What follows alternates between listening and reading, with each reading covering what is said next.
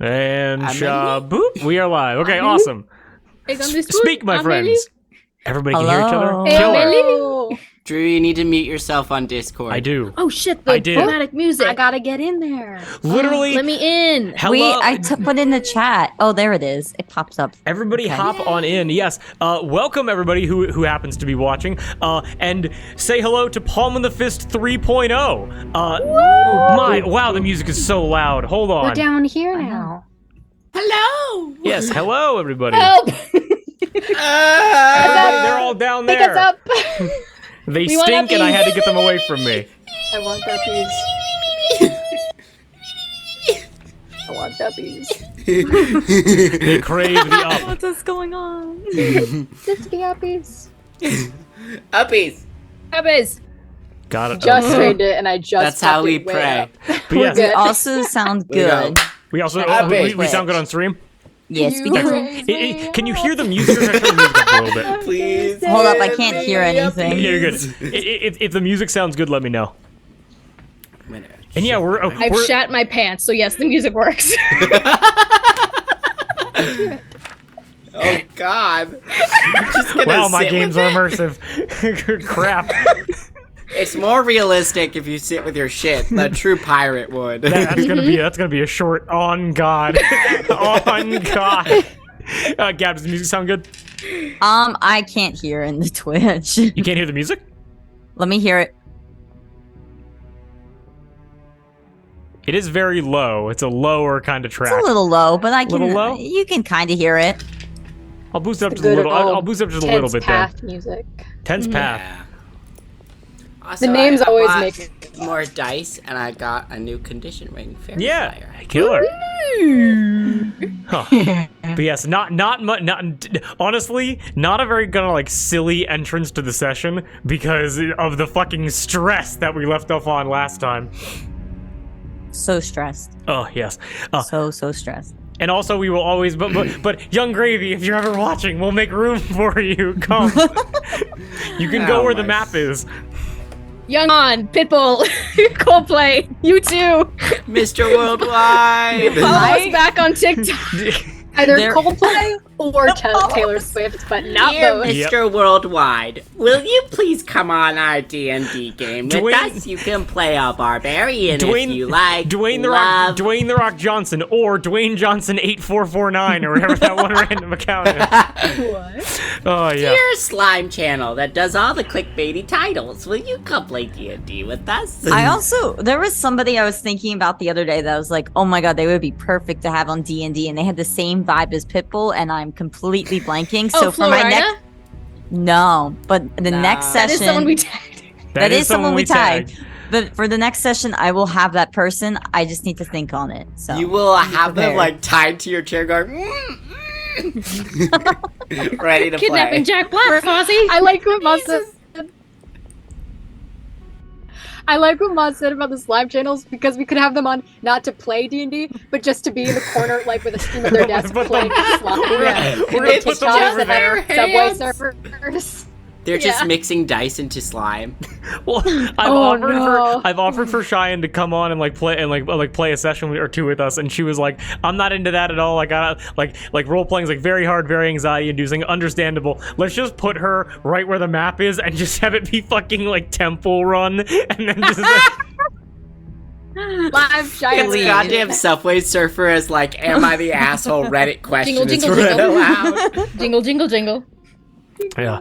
Okay. But with all of that, are there any announcements that want to take place before we hop right into it tonight? I'm good. All good. All good. I'm ready. Okay. Everybody's prepared. Okay. So we're all good. Just get it over with. Just do it already. Do it. So we all want to play some D&D. Yes. Yes. Then, as always, deep and cleansing breath, and let's hop right into the Wait, session. do we need a thumbnail? What should the thumbnail be? Look down there. That's where the people are. Just Pick us up. Dress. Pick us up. Uppies. Everyone do uppies. there we go. Perfect. Good job, we got it, everybody. baby. All right. Well, with all of that, let's hop right into it. Deep and cleansing breath. Sound good? Yes. Yar. Then please follow along.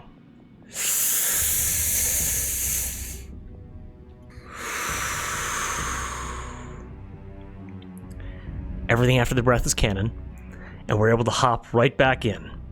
So, just to recap exactly what is in front of us right now. Olive, Mud, Kawibi. All of you currently standing at the entrance to the Triple S Tavern.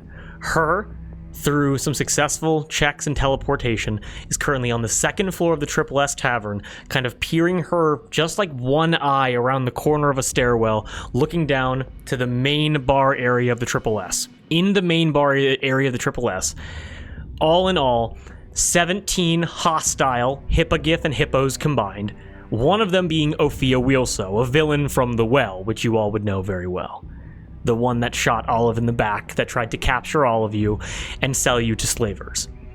At the center of the table, there is Feldspar and Jasper Terraborg, all of his parents, Pearl Terraborg running around the tavern keeping all the hippogriffs and hippos fed, and Tior Federov, the man who assigned you back in episode 1 of this series to stay, or I think maybe episode 2? I can't quite remember, who assigned you to stay in the arbor, for he had very important information to give all of you. Ophia Weelso, massive 7,000 pound form, a sumo wrestler build, gestures you inside to join her and to join the Terraborgs in business arrangements. Now, immediately, we're gonna kind of cut over to just Olive, Kawibi, and Mud, who are standing at the entrance. What do you guys do?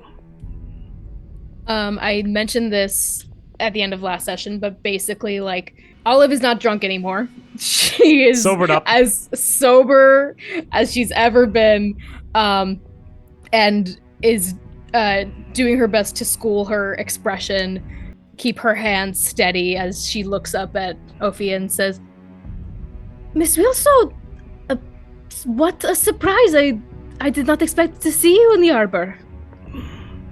She cranes her head and looks down at you, and goes, Olivine, I'd like to check up on all of my investments personally.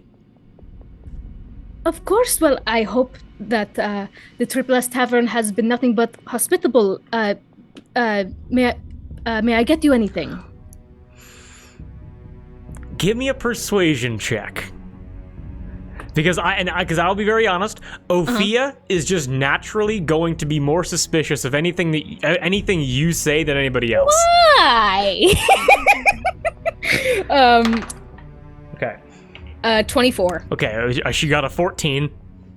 As she looks at you and goes, "Well, your sister has been more than generous, keeping us well plied," and looks back to like her band of muscle as they go and just kind of laugh, but then all kind of nod and like thank Pearl. They're not just being rude for no reason. As okay, Ophia goes, "I think if you would join us, there'd be no need for you to serve me." Of course, nothing would give me greater pleasure. Just to kind of run through it real quick, Ophia, then Olive, do you walk inside? Yes, and I will turn to Kawibi, Mud. Are Rahi and the Duke with us as well? I was about. Yes, they are. I'm gonna deal with them right now. Sound good? Okay, well, let me. I turn to them, like gesturing back to them, to Ophia, and I say, "May my friends join me as well?" She looks back at her muscle very obviously, then looks back to all of you and goes, "But of course, there's to be story time later as well." And gestures for everybody to enter inside. I walk in, try not to shit myself. Olive, as you walk in, this place has been packed before. It's never been packed with less people. And you rapidly realize that even though you are a well-fed individual, you're a bit larger than the average pirate that comes in here, you are dwarfed by the enormous company that Ophia has brought with her. As you step in, just very quickly, you're just going to go through the Rahi and the Duke, just so I can get them out. They're going to be here with you. I'm just going to get them out of the way. Ophia looks to Rahi and goes, Rahi, a pleasure. You quit so unceremoniously. Ever considered working for me again? And Rahi looks up to Ophia, remembering what Olive and her told her, and you guys are able to watch as just her wings begin to expand as she goes, Ophia, heard some stories. Not interested. And she walks directly past Ophia after Olive. Olive, as she kind of sticks right behind you, trying to make you look as intimidating as possible, as and I'll just be honest, Rahi is treating this more as a show of strength than it is like a casual conversation. That makes any sense? Yeah, I nod to her as she passes, and do I? Yeah. In Celestial, I just whisper to her, "Thank you. Hopefully there won't be any need for that." You're able to watch as her eyes crackle with electricity as she goes, if this goes bad, we can't win this. Oh, I know. As Rahi walks in, the Duke tries to walk behind her as Ophia stops the Duke and goes, ugh, and kind of looks him up and down very quickly, putting a giant hand onto his shoulder with her thumb comes down to the middle of his chest and goes, you must be the one known as Duke LaCroix. Ah, I hear your family was very worried about you for a time. And as soon as Ophia mentions the Duke's family, the Duke goes and pulls out his rapier and pushes it against Ophia's chest. You're able to hear. Oh God! You're able to hear as immediately 8 guns begin to be raised directly at him as Ophia goes and takes the mithril blade in between her giant fingers. With the Duke, having his family basically, some kind of past there insulted, as the blade is taken away, as the Duke recognizes the danger behind Ophia, Ophia goes, an adorable blade. Mithril. Yet another thing bought with the money of better men. As she pushes it away, the Duke and just kind of curses at her in Alatush, sheaths his blade, and then walks in behind Rahi and Olive. Her, by the way, just so you know, you can hear all of this. You're able to hear every interaction, every little thing, as Ophia looks over to Mud, and you watch as Ophia, again, this woman who you've never met before, you have no idea who this is, but Mud, you again, I'm not a very social guy, you kind of know the seriousness of this situation, though. You just kind of pick up on that vibe as... He's not good with talking to people. He does know when things are dangerous. Yeah. He's not he's not a child. Are you a bad lady? Poke, poke, poke. You are mean. You're mean to my friends. Ophia looks at you, Mud, and goes... and she immediately winces as washed. Ophia goes, Come on. And who might you be? Hi. This is Mud. We met recently once upon arriving in the arbor. Huh. Ophia puts a giant hand down towards you to shake your hand.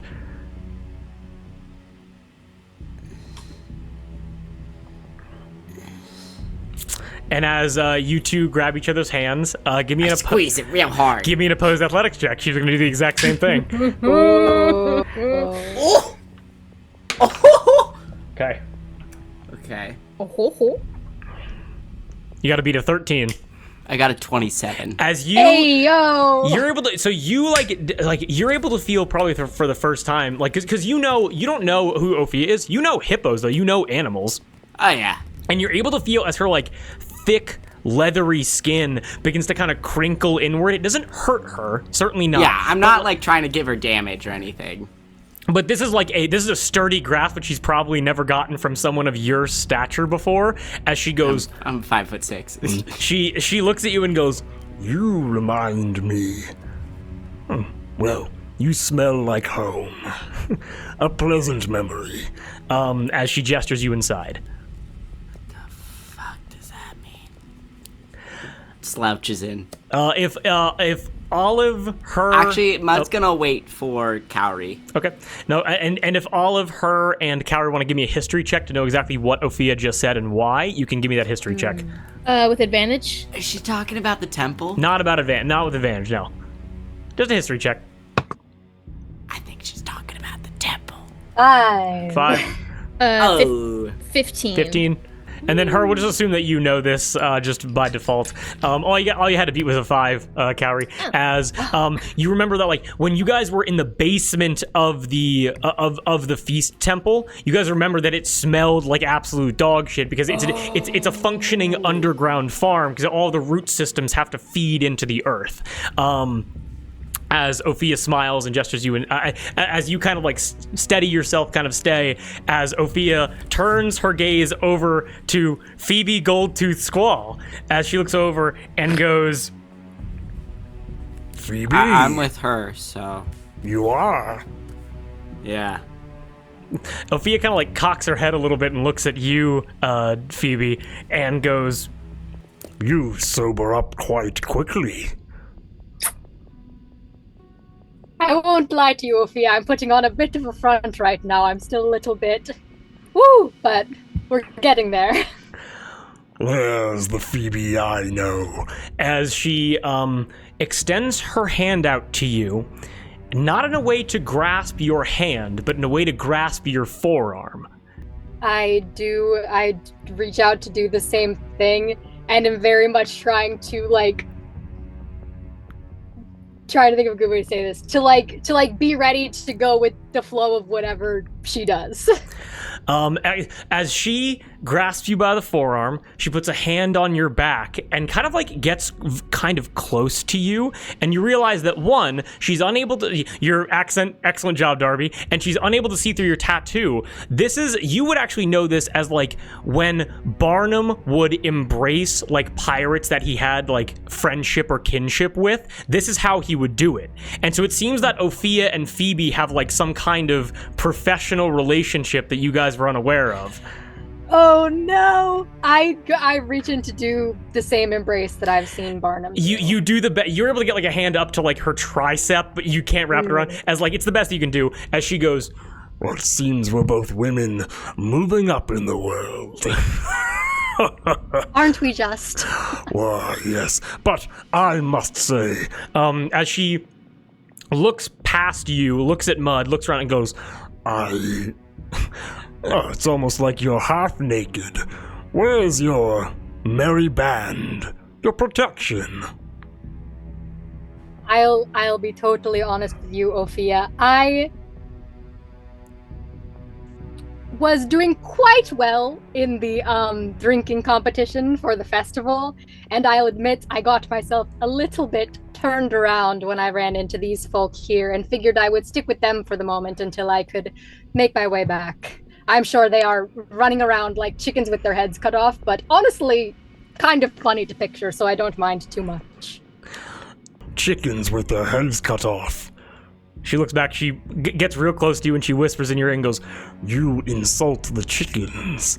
And then says, she looks at you in a little bit, and give me an insight check real quick, Cowrie. Insight. All these names are getting me confused. Kaweeby. That is a 17. 17. Ophia looks to you and goes, You're more than welcome to come and stop in. I can't imagine things should get too heavy in here, but perhaps you have better things to attend to. With a 17, it seems to you that Ophia has... It's almost like she's privy to something, and she doesn't want you, Phoebe, to know about it. Oh, okay. Okay. But she's trying not to be rude, if that makes any sense. Okay. Yeah.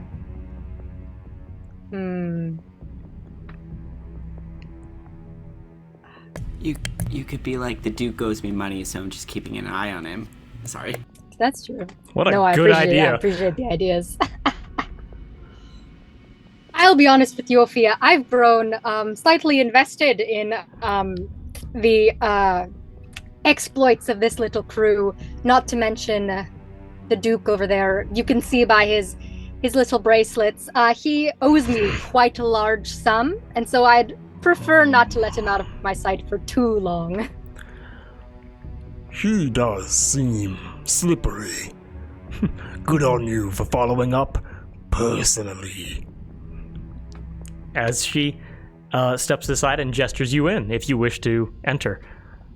I will go in. As you enter inside, Ophia just addresses everybody and says, Now, back to our civil conversations.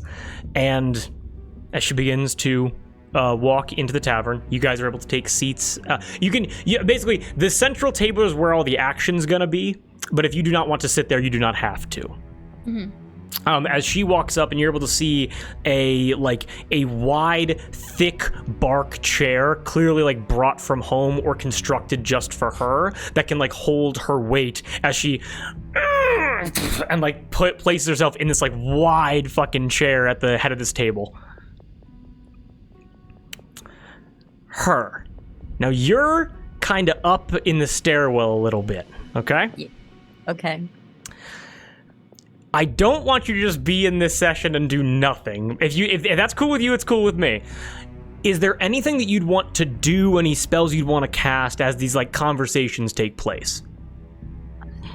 Oh my goodness. Let me...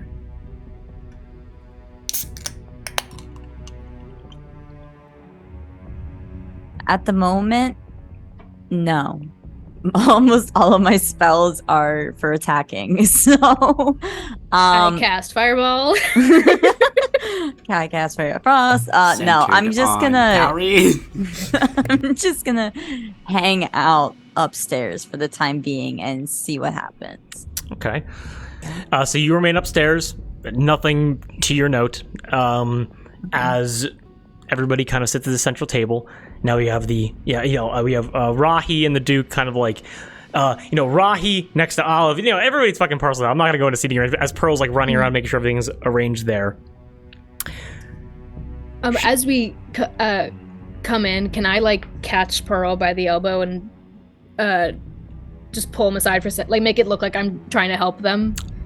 Yeah, I would say because of everything, you've done this for years, you just quickly, like, Pearl kind of looks at you, you look at her, nice. Nods over, and you both go behind the bar very quickly. You guys rush behind the bar, what do you do?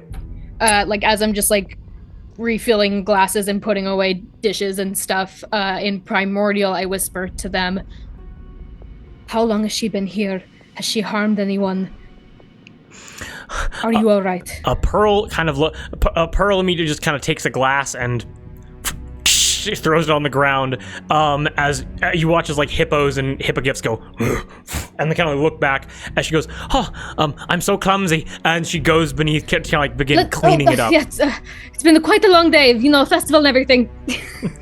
You dip down, and Pearl very quietly just goes to you and goes, She's only been here for maybe about like 45 minutes, maybe.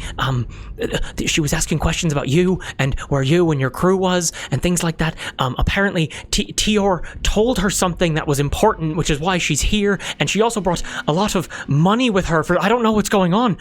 Olive, and Pearl just looks, like, she looks and goes like, she's not letting us leave. She's not letting anybody in.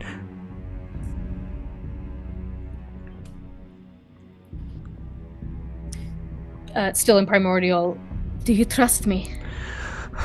Pearl looks to you, and although you had that kind of cold interaction only a couple days ago, she looks at you with incredibly strong eye contact, and after about 2 or 3 blinks, like long blinks, she goes, "Yes," and she nods at you. Then follow my lead. If we do it anything other than her way, I can't guarantee what'll happen. Okay, all right. She agrees with you. Before we go back up, I say, what did she ask about me or my crew? She wanted to know if she. Pearl looks. I'm actually gonna make a quick check for her, just like see if she can put the dots together. Mm-hmm. That is a 19 on the die.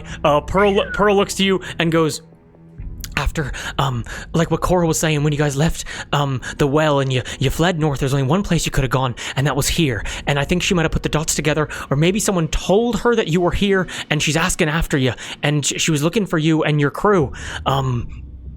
That's all. She hasn't said anything else, though. Right. The rest... If she asks, the rest of my crew are dead. She goes, I. Okay. Have they harmed mother and father? Are they all right? Just kind of breathes deeply and goes, I think scared out of their minds and confused, but no, haven't harmed them. Asked him the same question, where are you? But no violence, no. Once this is over, I'll explain everything, I promise. And I'll get up. So sorry about the delay, everyone. Sorry for the mess. Full Moon Festival is such a busy time for us Terraborgs. All right. 'Tis all right. Just as clumsy as before. You know me, Miss Weelso. Are you sure I cannot bring you anything? Give me a persuasion check.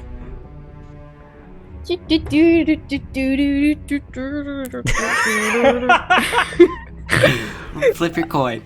No, it's fine. 18. Oh, okay. 18, I'm gonna do an insight check for Ophia. Just trying to be nice. She's so suspicious of me. She looks over at you, she looks back at your friend and goes, Yes, drinks for the table. I would be I'm happy to oblige. And I just start like getting a tray of drinks for everyone at the table. okay. Oh shit, hold on. Sorry. That was the loudest thing in the world. Sorry, I dropped a knife. I dropped my coin. I stabbed her drink. my metal coin. Yep. Yep, I carry the drinks over. Perfect. As you carry the drinks over and begin kind of giving everything, Pearl handles her muscle, and you handle the main table. As you kind of begin giving these drinks to everybody. Ophia, as you're serving her, everybody but Olive, give me an insight check. What do you mean? Me included, or Yes, no?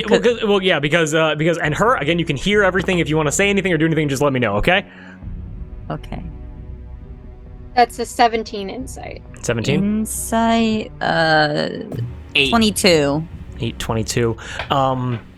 As Ophia kind of gets served by Olive, Ophia says, Thank you, Olive. Much appreciated. And as you're serving people, second nature, very easy to you. But even like a bit of a disrespect as you're serving everybody. She goes, now, what happened to, I guess, everyone that I was familiar with? The Leonin, the Genasi, the half-elf, the Owlin, the Selkie.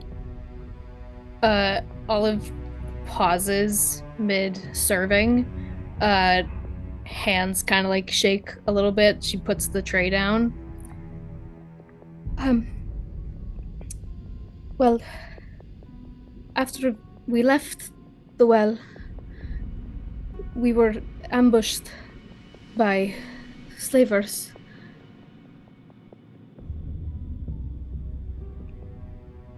If I hadn't jumped overboard, I would have gone down with the rest of them. And were it not for the brave heroics of the Duke LaCroix, I would not be here sitting with you. As Pearl walks over, she taps just very gently Feldspar and Jasper on the shoulders and gives them a quick nod as Ophia's locked in with you. As Feldspar and Jasper kind of jump in and they both go, it's been incredibly rough for her, losing her friends like that, but we're doing our best to get through this as a family. And with the help of your kin, please give me a deception check with advantage.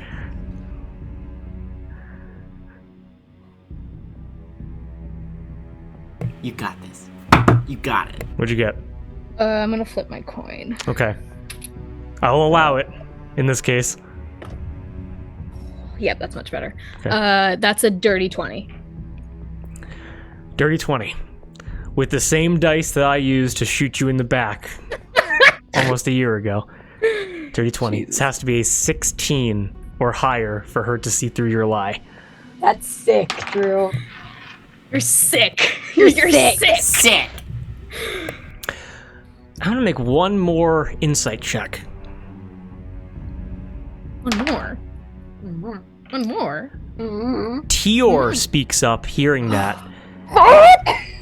Tior speaks up and goes,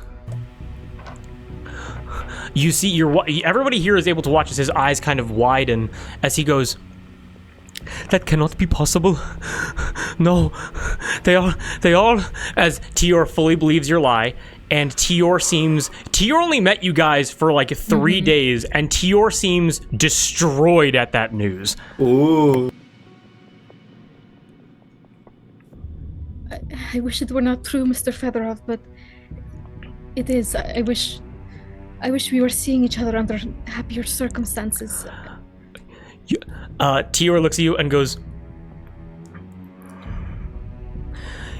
You don't understand what this means, as Ophia raises up some fingers and silences him. As Ophia goes, quite unfortunate. Can I do an insight check to see if she believes me? yes, you may. Can I also all do that? Nat Can we all 20! do that? Nat 20! Never mind. Yes, queen. I'll say with a nat 20. Olive, very, very appropriate that you would get that. Ophia believes you. Okay. I'm gonna give you a couple things. One, Ophia believes you. Two, that kind of like still reaction. She doesn't care if you guys live or die because she has no attachment to you guys personally. That's true. But with 3, as with a nat 20, as like a little bit deeper than what I normally would give. You remember what she said about you in the kennels when she attacked you? How there was a bounty, 10,000 for each of your head in slaver territory. And you realize with her lack of reaction, like, and again, you mad dog the shit out of her, like welling tears into your eyes to convince her of this lie. And as you look at her, there's not even like a mouth twitch, no excessive blinking. She doesn't even seem disappointed. And you would have to imagine that Ophia, a woman driven so much by business and profit, that she didn't experience any kind of loss through hearing that. Meaning that for some reason, the death of your crew did not lose her money. Almost like there's no more money on your heads for some reason. Which doesn't make sense to any of you. It doesn't make sense to you, Olive, but I will give that to you right now as a little piece of the mystery. Did you say that we weren't worth any money, or that we were? So Ophia said that each of you had a bounty of $10,000 on your head, or sorry, 10,000 gold on your head within paper money. USD. Yeah, you were worth each one of you was worth 10,000 euros a bounty in slaver territory. And it seems that like with Ophia's lack of loss. Hearing that, it almost seems like you guys don't have a bounty on you anymore. So if you needed to go to slaver territory, you could do that without getting set upon by ships trying to get rich quick. Make sense? Mm-hmm. Yeah. As Ophia says that, she then looks around and says, "How terrible. Phoebe, did you hear anything about this?" And calls out to you, Cowrie, disguised as Phoebe. I say to her, I was keeping a close eye on the Duke as he was coming and going. So when he returned with Olivine aboard his ship, I was able to provide the girl with some comfort and some escort once she arrived, and have been poking about. Heard the same whispers as you, I'm sure. Oh, She looks at you and goes, You flatter me. You hear more whispers a day than I do in a year. Ophia then Oh, you know me. I'm modest when I'm drunk.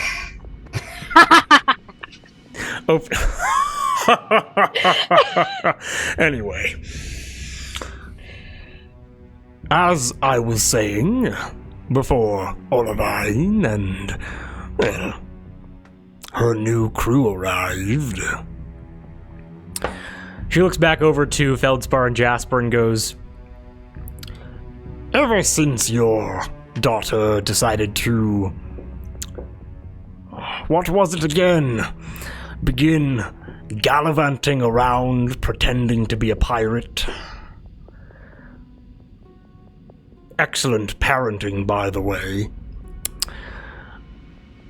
I have taken over operations of the Triple S Tavern in Better Farm, formerly known as Rebound. It has been quite lucrative, quite successful indeed. Your brand carries much weight, goodwill with the customers. She leans forward a bit, and now she goes from her relaxed stance. She's now like, this is like her palms flat on the table, like engaging with the businessman and the businesswoman sitting across from her, and goes, It is currently being run by a crocodilian named Nile. And Better Farm is being overseen by a hippogriff, which I believe your daughter is familiar with. Quixote and his companion Liverday. And for myself, I secured a promotion with winnings from the food chain. Seems we're all moving up in the world. Me now being underboss and all. The Triple S Tavern could not be in better hands. I couldn't agree more. Speaking of which... She snaps her fingers, like your eyes kind of vibrate at just the shockwave of her finger hitting her palm, as you watch as two hippogriff guards, and they lift up a crate from behind the bar and begin to walk it up to the table. You're able to see that it's a wooden box with like a very, I guess you could say, like cartoonish brand stamped into the wood, and each one of you would be able to recognize, except for you, Mud, because you were not there, would be able to recognize this as a box that is used to transport pickled vegetables, jam, foodstuffs. A bit of cruel irony from when she first provided you with an offer. As these two guards place it in between Feldspar and Jasper, they slam it up onto the table, and Phoebe and Mud and her, you're able to watch as the table kind of like lurches at 45 degrees until Ophia slams her hands back down, and you realize that whatever's in this crate weighs a lot. As Ophia goes, Well, open it. I'll do it. I'll do it for you. Thank you, Miss Mud. Wall. Miss Weelso, you know I'm not strong enough to open that. Of course. Mud, as you walk over and you open up the crate, how do you open the crate? You just, it's not like bolted shut or whatever. You just kind of, He just opens it. You open it, as you take it off, you walk the lid back maybe by like a foot or two, just to like show everybody what's inside. And everybody kind of like standing up, craning their necks, kind of looking at it a little bit, is able to see gold bars inside. 9 of them. We don't need 45 pounds of bacon anymore. They're all pressed with a hippo face, the stamp of the wealth temple from the well. So cute. As Ophia goes, oh, it's so adorable. Then we're gonna shoot you in the back. Just like, as Ophia goes, Let's cut to the chase here. The Triple S's reputation amongst pirates and gamblers is what drives most of its foot traffic. Reputation which breeds income. I am in the process of turning the shit stain that is Rebound into a prosperous farming village, and I don't need my operations to be impeded by any water genasi stirring up waves where there need be none. These gold bars here will act as assurances that there will be no interference on the part of, and looks to you, Olive, specifically, any parties currently present. The bars weigh 25 pounds each, totaling at 225 pounds. When sold, are worth 250 gold each, bringing the total payment currently to 2,500 gold pieces. How much gold did she steal from us? She stole more than that. 10,000. A lot. It was like 12,000 gold. Yeah. Because you guys bet the. Also, by the way, bet a farm is a gambler phrase smushed up. Called bet the farm, which is when you know a bet's going to turn out your way. Very cool. Very fitting for Ophia. Does anybody have any statements as this gold is displayed? But just kind of like shrugs. She's like, okay. I cast a quick glance at my parents, that trying to convey like, hey, go with this. They are dumbstruck. This is probably more money than they've ever seen in one place at one time. Mm-hmm. And I look at Ophia and just say, this is... I forgive me, this is such a kind gesture, Miss Weelso. I would not have interfered even if you had given... You wouldn't have had to give me anything in exchange for no interference. As Ophia puts her arms on the table and kind of leans forward, the whole thing begins to kind of like lurch downward from her immense weight. As she looks you dead in the face, Olive, and goes, "Pirates are one for vengeance, but gold can quell that fire." That it can. She then looks back to your parents once again and goes, "This, again, payment for initial operation, and from here, a total of 150 gold will be sent to you monthly for a period of 12 months, coming to a yearly total of 1,800 gold.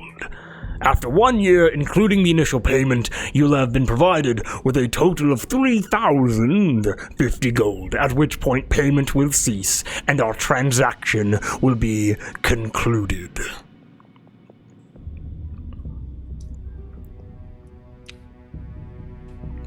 I stick my hand out. It's always a pleasure to do business with you. She looks over to you, Phoebe. Cowrie. I don't know which one to call you at this point. Cowie, and goes, Cowie. "How incredibly assertive of her to assume I was talking to the pup of the Terraborg family. In what way is this deal for you? I already own whatever you could give me." I'm so sorry. I'm so sorry. I must have forgotten myself. All this time away from home, I've... forgive me, Miss Weelso, I've forgotten myself.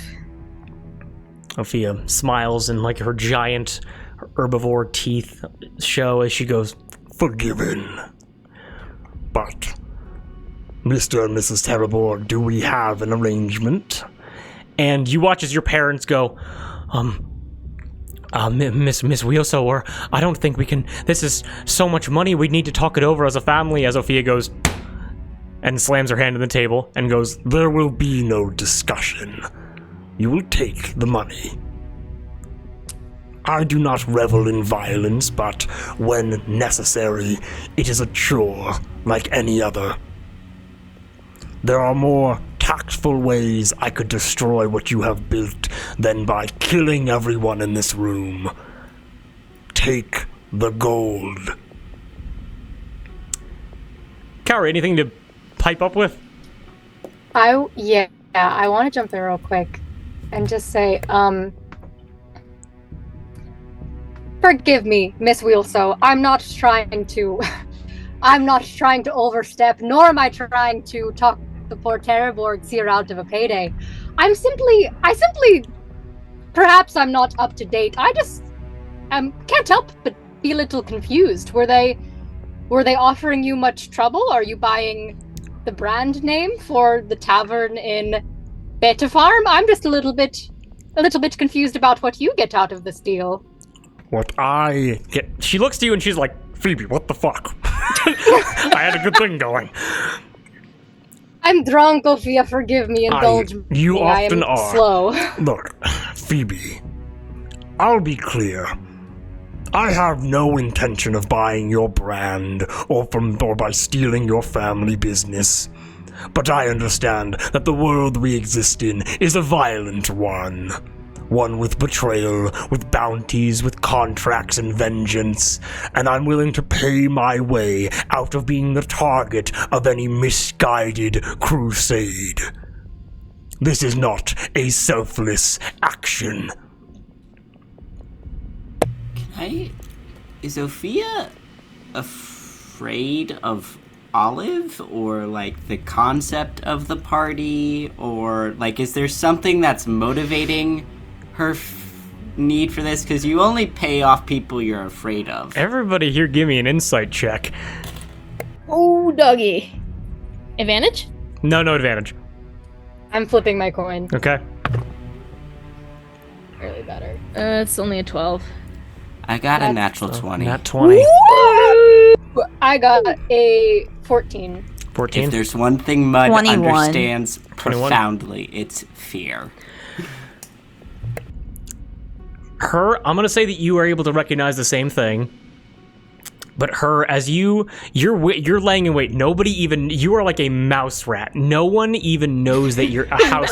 God damn it, you're, goodbye, little Sebastian. You're like a house mouse. God damn it, fuck. Shit. You're like something that's quiet and small. Just you wait, guys. A swarm of mouse rats is gonna be our next combat encounter. The building's on fire. The building's on fire. Everybody dies. Oh, we may die today. The journey survives, and the idea of joy and love persists. As you, look to Rahi, and then you look to Olive, and then you kind of feel like, because you're ready. You basically have an action held this whole time of like, I can pop things off as like, lightning jumps from finger to finger. You look to Ophia, and Ophia looks to Olive, and then looks over at Tior. And you're gonna recognize the same thing that I'm about to say to Mud, okay? Make sense? Sounds good. Mud, you know fear. And you watch as Ophia makes these glances towards Olive and towards Tior. And as Ophia, and because again, you know fear. You know what it's like to be around someone who feels so powerful that they can do whatever they want. And as you look over to the glance that Ophia gives to Tior, you realize that just a hint of it behind her eyes, whatever Tior told Ophia probably caused her to do this. Ophia is right now, she's not like, any deal from a mobster is not going to be great, but it seems that Ophia is planting seeds right now to almost like, because you weren't there for it, whatever she did, because it was explained to you. With what she did to the party, this is her trying her best to get back to neutral. It's like she's trying to repair the relationship, albeit in a threatening, powerful way, but underneath all of the social convention, that's what she's trying to do. Make sense? I think Mud just starts to smile a little bit. And he'll cross his arms and lean back and just look at her. Give me an intimidation check. He won't blink. Give me an intimidation check with advantage. Because he doesn't need to. I don't need to blink. Shit. What? Oh no! It's Your coin. Okay. -2. so much better. It's a natural 17, but it's -2 for a 15. Why do I have... God damn it! Mud. Why can't it be strength-based? With your... Oh, I do have a thing, though. Actually, I'm gonna do a thing. Okay, go ahead. I have a thing because of a feat that I have.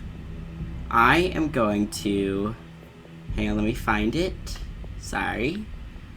I'm going to, as an action, unsettle her. She has disadvantage on her next saving throw within the next minute. Yeah. He's just gonna add that to his intimidation. Like, when she looks at him, his eyes seem to sink into his skull a little bit more. And he takes on this almost like purplish grayish tinges at the edges of like a corpse. As Ophia looks at you, prevalent in the animal kingdom, you make eye contact, which is well known to be a threatening gesture among many species.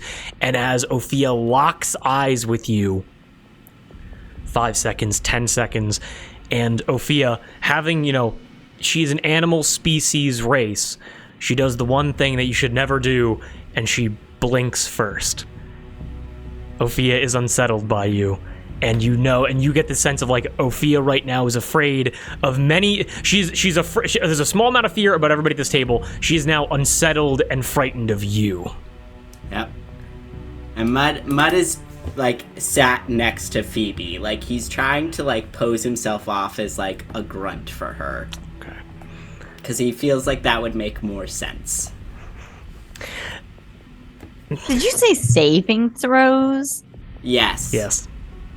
As Ophia... Go for it. Guys, do I do a thing? Do a thing! What's the thing? What do you do? What do you do? What do you do, her? I don't know. Desperately trying to take the reins back. No, it's fine. It's fine. You have a minute, so just keep that in mind, okay? No, you're good. It's fine. We'll just let it go. Okay. No, I don't get this thing again until I finish a long rest. Fucking set fireball. No. Wow, that would be bad. Literally is trying to give you guys money. Fuck you! Keep your stupid hippo money.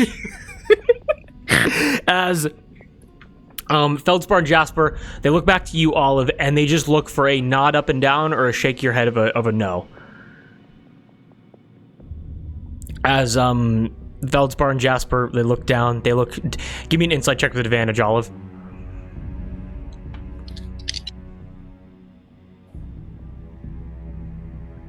Insight? You said? Yep. 19. 19. Your parents look crushed. Like, they're gonna do what you say, they're gonna do what you recommend. They look destroyed. As they both look up, you're able to watch as like their arms move towards each other as they hold each other's hands as they go, "Thank you, Miss Weelso. We appreciate your generosity." As Ophia goes, Perfect. and it almost seems like, again, that weight that her and Mud, you guys recognize, that weight is like lifted off of her as she leans back in her chair once again. As she leans back in her chair, Ophia looks around. She looks to Pearl, still serving, running fruit back and forth, and goes, Business is now concluded. Perfect. Now, for some entertainment. Let's lighten the mood, shall we? Yes, I think that would be best. Looks around to each of you. Her still Harry Pottering it, just fully up the stairs. I'll be in my room, making no noise, pretending I don't exist. Looks over to Pearl and goes, Pearl, it's time to celebrate. Fetch me a barrel of ale and a bowl of fruit if you have it. Pearl kind of like clenches her teeth, grinds it, and goes, right away. Turns and goes to get her stuff. Let me help. It's quite a lot of things. Let me, and I get up and follow Pearl. So you get up and you go follow. The hippogriffs let you behind the bar as you guys can begin constructing stuff. As that happens, like, I don't know what you're gonna do. What do you mean? What do you mean? Well, we'll get into it. What do you mean? Wait, little me? Who, me? I'm just a little guy. I can't do We're nothing. never up to any shenanigans. This is just harmless whatsoever. help. And Look- making sure my family doesn't hate her. Did I do that? Ophia looks over to you, Phoebe, and goes, Now, you would not imagine, in but a short few days, what Olive and her dear departed friends were able to do. For when Tior came to the well, he had many questions. And he was questioned by the Kuvas family, asking after my her, which is unfortunate. and you guys remember the love potion that was given to Ophia. Clearly it has worn off, and those memories have altered to make it seem like she broke up, there was a breakup. As you just see Rahi's wings explode off her back. I told Rahi about this, Everything was though. explained to her. That's still infuriating, though. She divorced her! I say to Ophia, no matter how rocky the breakup might have been, you have my condolences.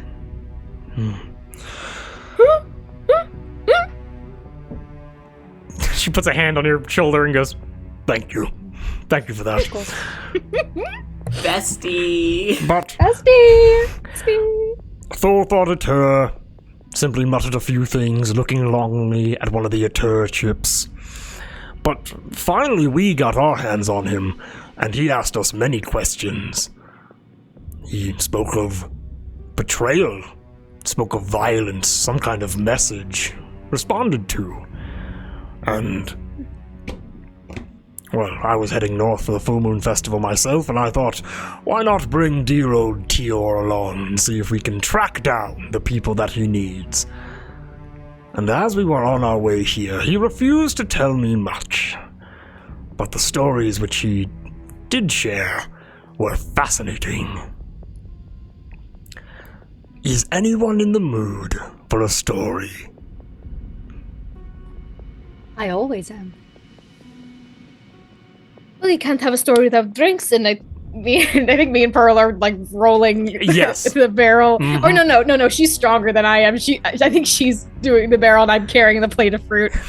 as the barrel's rolled over and the plate of fruit is brought, Ophia goes, I got it. stands it up onto its side, and just one hand just smashes a hole in it, and then just begins, like, with both hands picking up, and just begins drinking from it. A massive amount of ale. She weighs 3,000 pounds. Like, Yeah. the drink that Olive poured was like half a shot glass. Like, now how fucking big this lady is. Oh, I know. We know. As Ophia looks over to Tior, Tior, now fully getting the vibe, looks horrified. Tior is skinny and small. He has no strength, as he's just surrounded by people that are bigger and scarier than he is, as he just doesn't know, as his hands are like crossed, he makes himself as small as possible. As Ophia looks and goes, Well, Tior made me incredibly excited, as there are seemingly two options. The history of our world, Titanum, or the history of Balar Fortress itself. Which one seems more intriguing?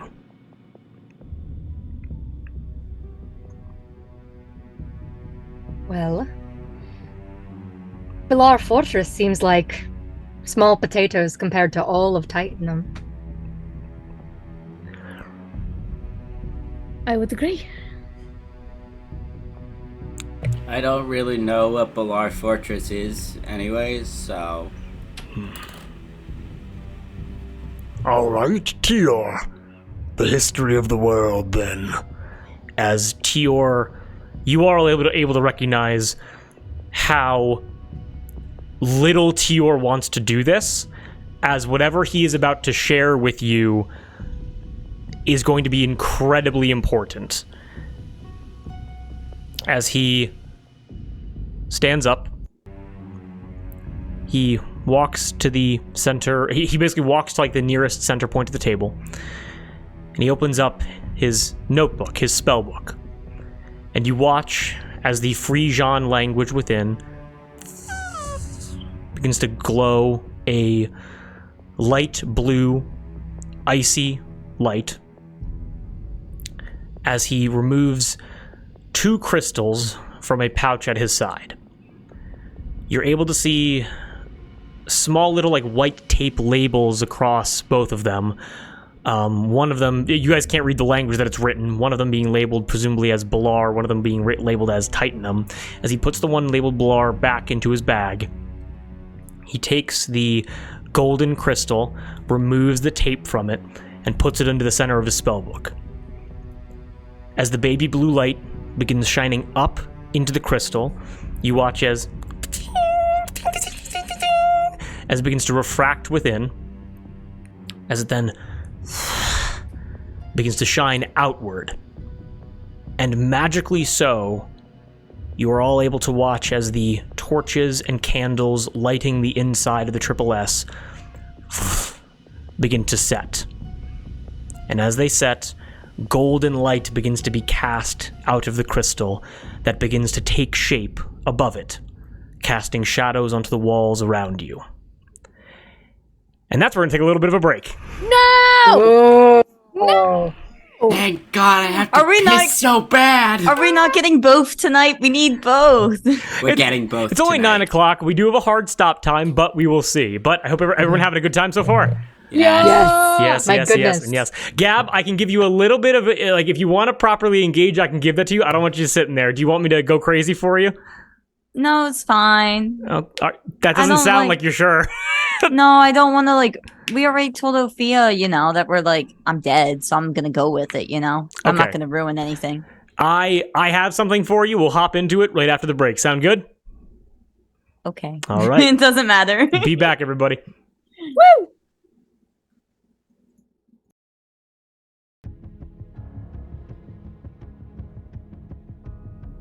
The lions between the covers of a book. Hey, we are back. Between the lions.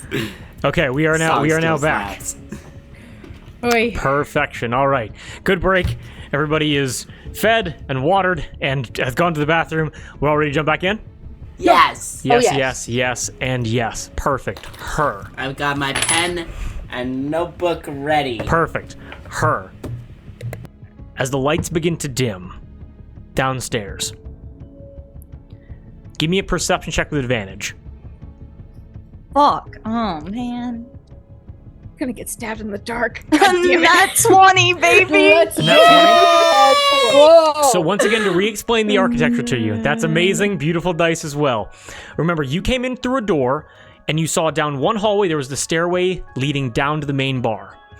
Down the other hallway, there was a row of rooms, because it also functions as an inn, and then presumably another stairway leading up to the 3rd floor. You are able to hear, as you're able to hear a window open down the hallway. And because you're a storm sorcerer, you're able to feel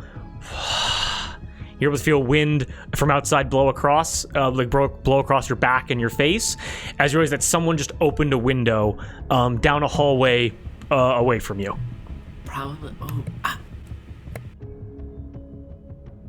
Fuck. Okay. I'm in the middle of the hallway. I can't tuck behind a corner to see if somebody. So you can talk about so if you go back from the stairs, there's a corner leading into the hallway of rooms. So you can kind of cover up near the corner if you want. Yeah, I want to try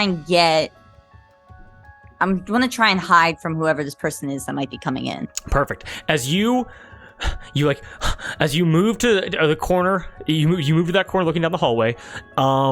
Give me another, because I'll say that you're already crouched, you're already pretty silent. It's not that far to go. Just give me another perception check to see if you can see someone down this hallway, okay? 6. 6. And I already used my coin because I didn't think I was doing anything today. As you look down the hallway, you're able to see an open window, and you're able to see curtains blowing in the wind. Hot summer beach wind. And you're able to see a figure kneeling on one knee, hands shrouded in darkness. Again, every single candle or torch is put out on the second floor. They're crouched at the lock of one of the rooms, and it seems like they're using their hands in some way, like at the lock. Are like their footsteps, are they heavy? Like what kind of, are they light? What a great fucking...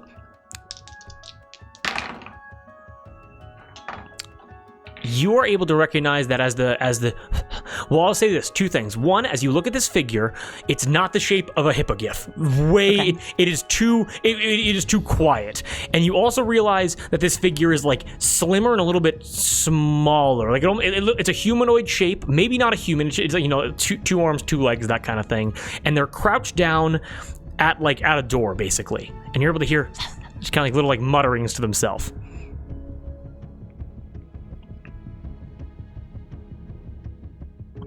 Okay. I can see them. You can see them, yes. You can see the figure. You can't see like them or any kind of descriptors about them.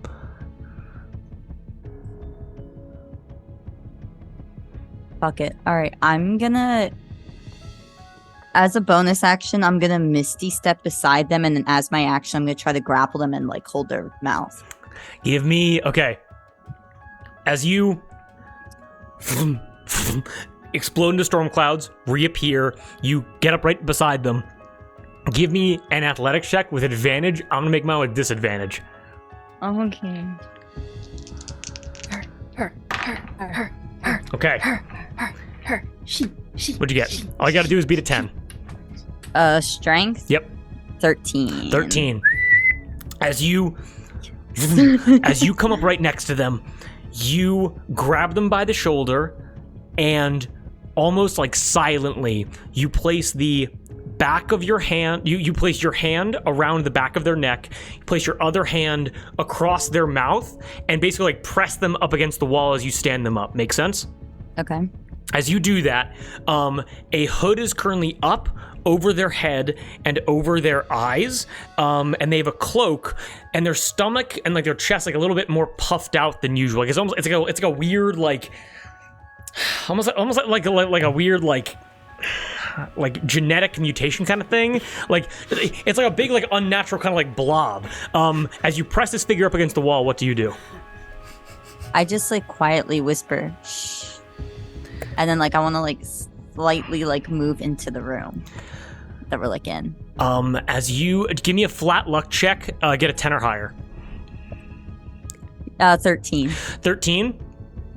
You're able to recognize this figure was able to pick the lock of this room to the inn as you just very quietly, with your elbow, open it up, kind of move yourself inside, and then just with the back of your foot, close the door behind you. Make sense? Okay.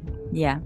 As you're now inside, this figure, hands up by your arm, like basically on your wrists, and you're able to feel their hands getting hot. Well, what do you do? Their hands are getting hot? Just a little bit, yeah. I guess I'm gonna be like, first I guess I'll be like Phoebe to see if it's her, because if the hands are hot. You hear back,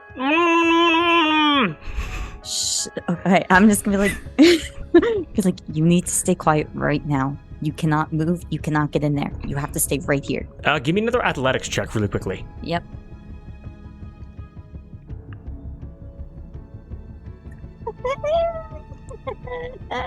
A 4. 4. You are able to hear, and you're able to feel the heat of this person's hands begins to dissipate. As you are able to kind of, you feel the weight of this person holding onto your wrists, not to tear you off of them, but you're able to feel their like weight dragging you down a bit, as it almost feels like their legs are giving out from under them. Jesus Christ. I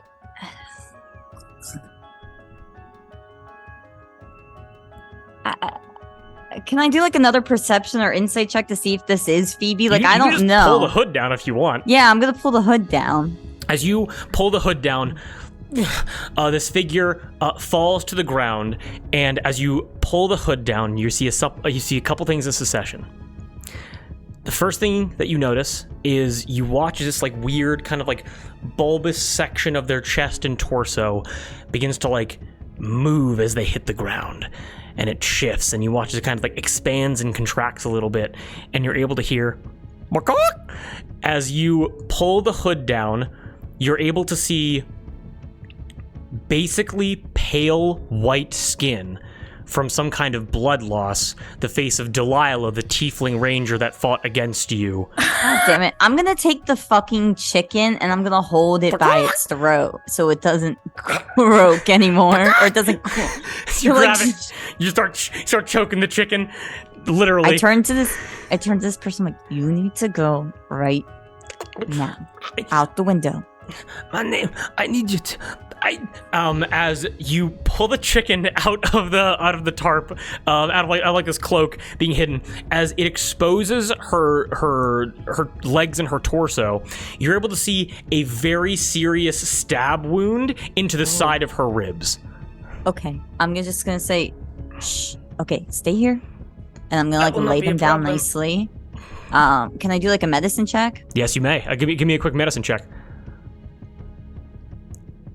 13. So with that 13, what are you trying to do? I'm trying to see, like, I guess first if I could see like what maybe caused it. Does it just look like a big gash from like a dagger or something? Okay.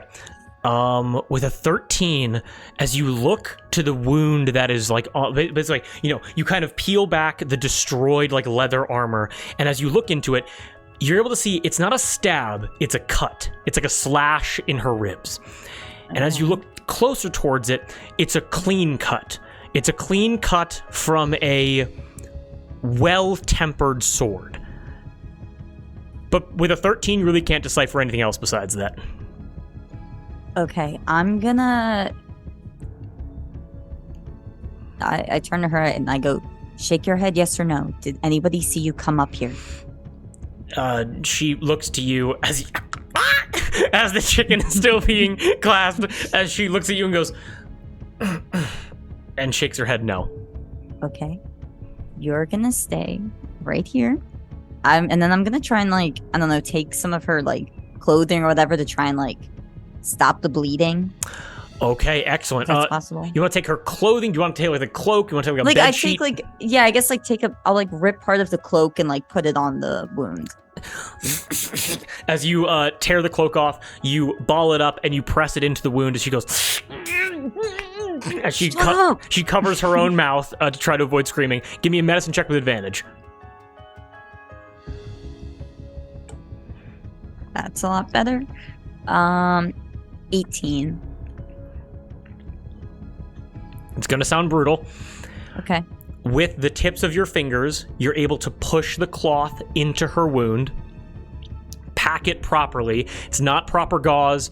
It's as sanitized as a pirate inn would be, but you're able to get it into the wound, and you watch as a deep crimson begins to seep into the cloth, and you watch as a torrent of blood basically soaks the cloth, but only a small little trickle begins to run down. The bleeding is not stopped yet, but the wound has been packed, and the bleeding will stop soon. Make sense?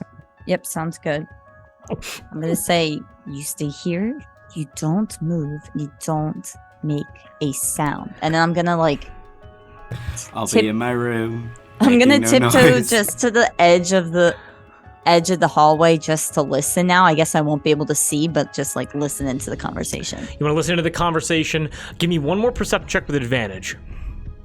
Advantage.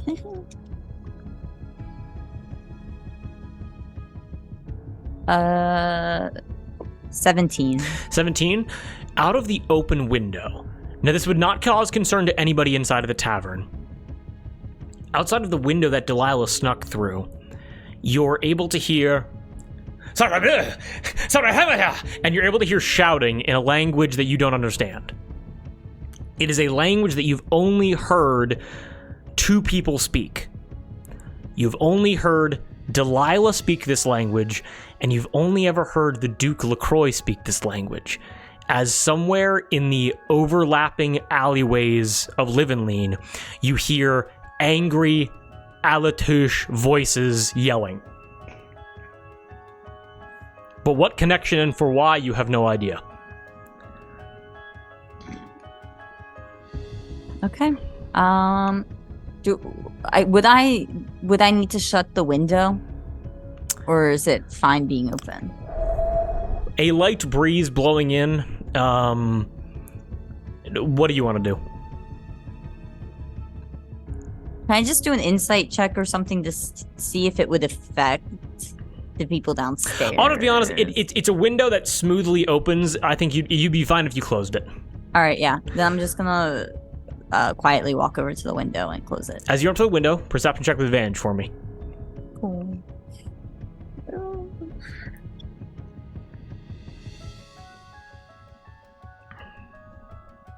I rolled 2 2s for a 5. Through the open window, across the street to a row of apartments, you're able to see a woman in small clothes getting changed with open shutters and goes, "Ah!" and quickly shuts the shutters as you're unable to see anything. Shut the window. Anything else? Stop getting distracted by tits. We have shit to do. God damn it, clumping, goddamn, I don't know. And I shut the window. You're like, I don't even know what God? fucking God. As you shut the window, you're able to go back over and listen in on the conversation again. Yep, sounds great. Sounds good? Okay. I'm going to be honest with y'all. If you need to go get snacks, get some water, I'm going to talk for a while with story time. Sound good? Okay. Always. Excellent. Time for story time. Our shows are on. Our shows are on. They're commercial free. Now, here's an interesting thing with this Balar Fortress gem. As the baby blue light begins to shine through this golden crystal, as shadows begins to dance on the wall, and as this light begins to form into shapes in front of you, you realize that this story will be wordless. This is going to be a story of shapes and of images. Perhaps Tior can explain more, and perhaps with the information you have so far, you can understand some things. But I'm going to be honest and say that for most of this, there will be no chance to make any checks because it is information you have not seen before. Make sense? Mm-hmm. May I begin? Anything else anyone wants to do? Yar. I can begin?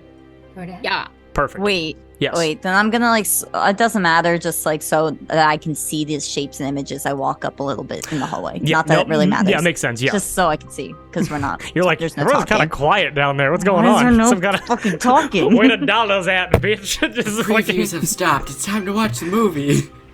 Okay. All right, I gotta lubricate. Hold on.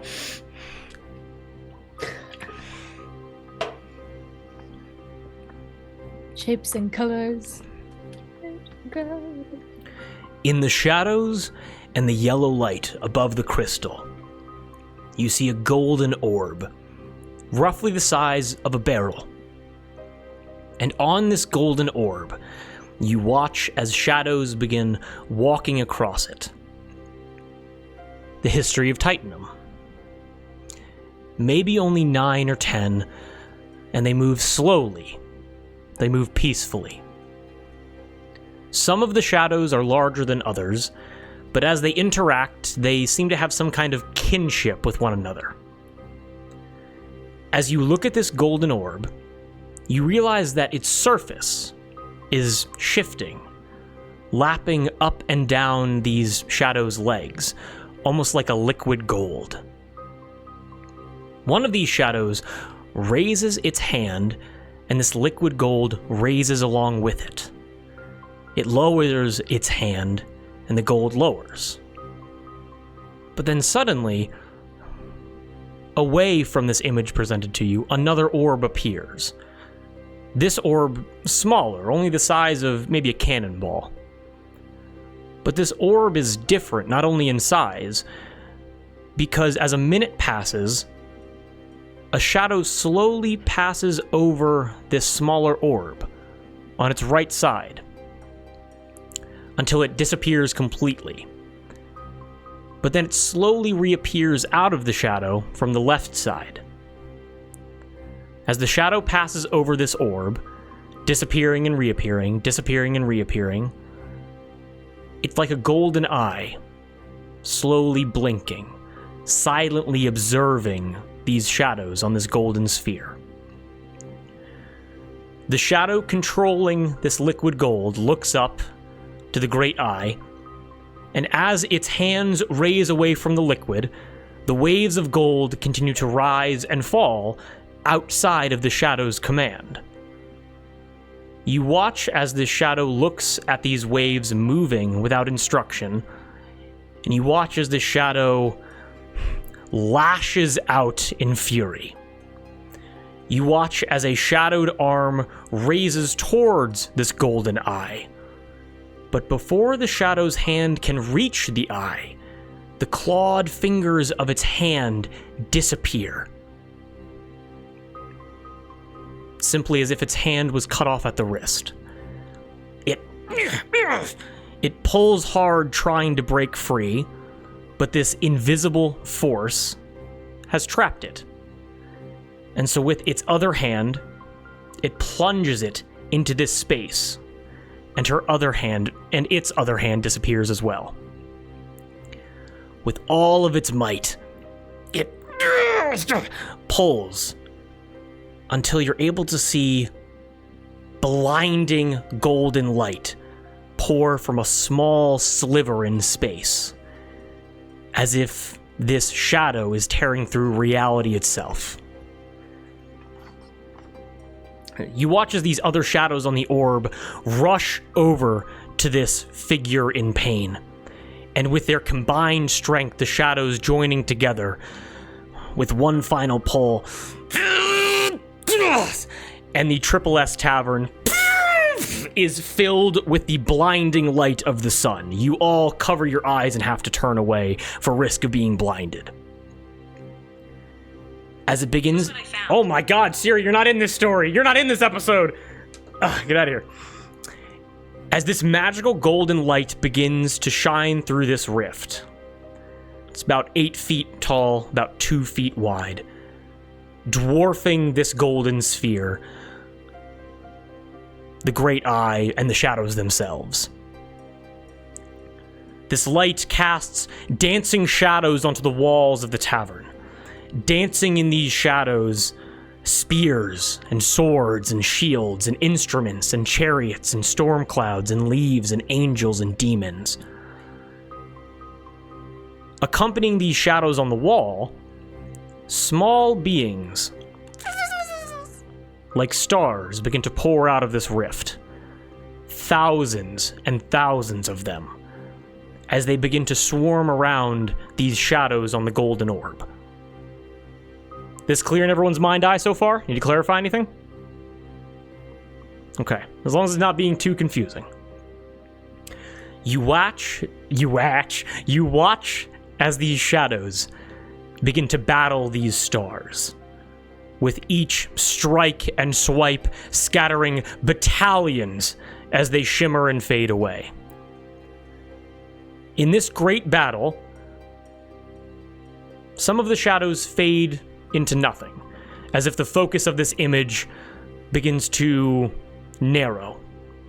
And we focus on the shadow who made this golden tear, the one who controlled the melted gold of the sphere, with the rising and falling of her hands. As this shadow plants its hands into the rift, you watch as this shadow is raised off of the sphere, the golden liquid receding into its legs, lifting them off of this sphere. And as her hands and arms begin to disappear, you're able to recognize that this shadow is attempting to climb through this rift. The shadows still dancing on the walls, golden light still filling the tavern, And for the first time, you're able to see colors other than gold and blackened shadow. You're able to see lights of red, blue, green, yellow, gray, and purple. They appear out of this rift as X's, like the letter X, leaving colorful streaks across the room as they move, pouring out of the rift, and begin embedding themselves into this climbing shadow. As they dig deep into the shadow's jaw, hands, skull, and eye, this shadow releases its grasp on the tear of golden light and falls back towards the golden sphere. As the shadow lands onto the golden sphere, the liquid gold slowly begins to surround its torso, surround its legs, surround its head, and begins to drown it. And before it is submerged completely, the shadow pushes its left and right hand back towards the golden eye and the tear. And you're able to watch as everything goes still. The shadow's hands emerging from the liquid, its body parts scattered across this grand battlefield. The shadow's great presence goes still. And this presentation begins to rotate and flatten before you.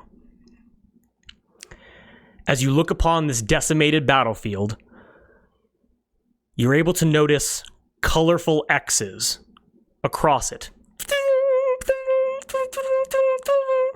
begin to shine across this shadow's scattered body parts. And as you look, and as everybody, I'm going to say Ophia stands up and begins looking at this image laid out on onto the table. Tior stands up as well. All of your parents do. Do you all kind of stand up to look at what's now on the table, flattening out? Yeah.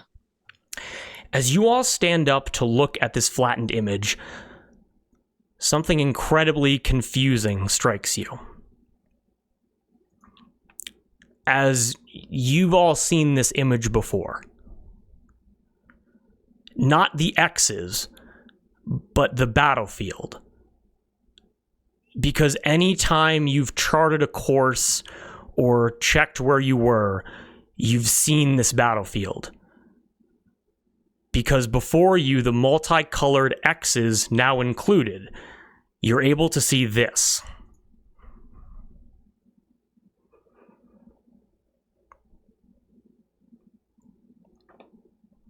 Everyone is silent.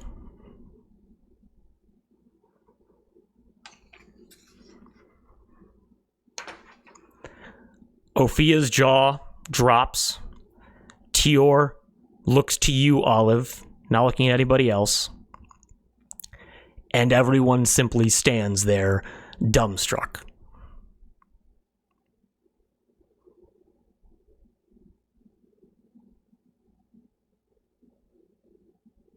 It's a lot of silence. It's nice. Thank you. I appreciate that. I hope that was clear enough that, you know, many mysteries, still things to understand, but you recognize that you're staring at a map of the palm and the fist. And a few things pop out to you all. Olive, a blue X over the grip aisle. Cowrie, a purple X over Balar Fortress. Mud, a green X over Tangleroot. Her, a gray X over the sink, leaving a yellow X over the mop, and a red X. I couldn't put it onto the map, but a red X where the underhand is, the slaver capital.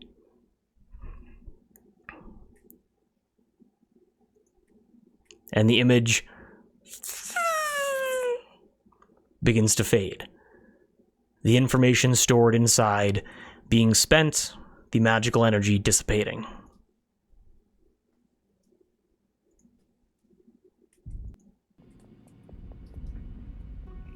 Where was the yellow at? The mop. Up.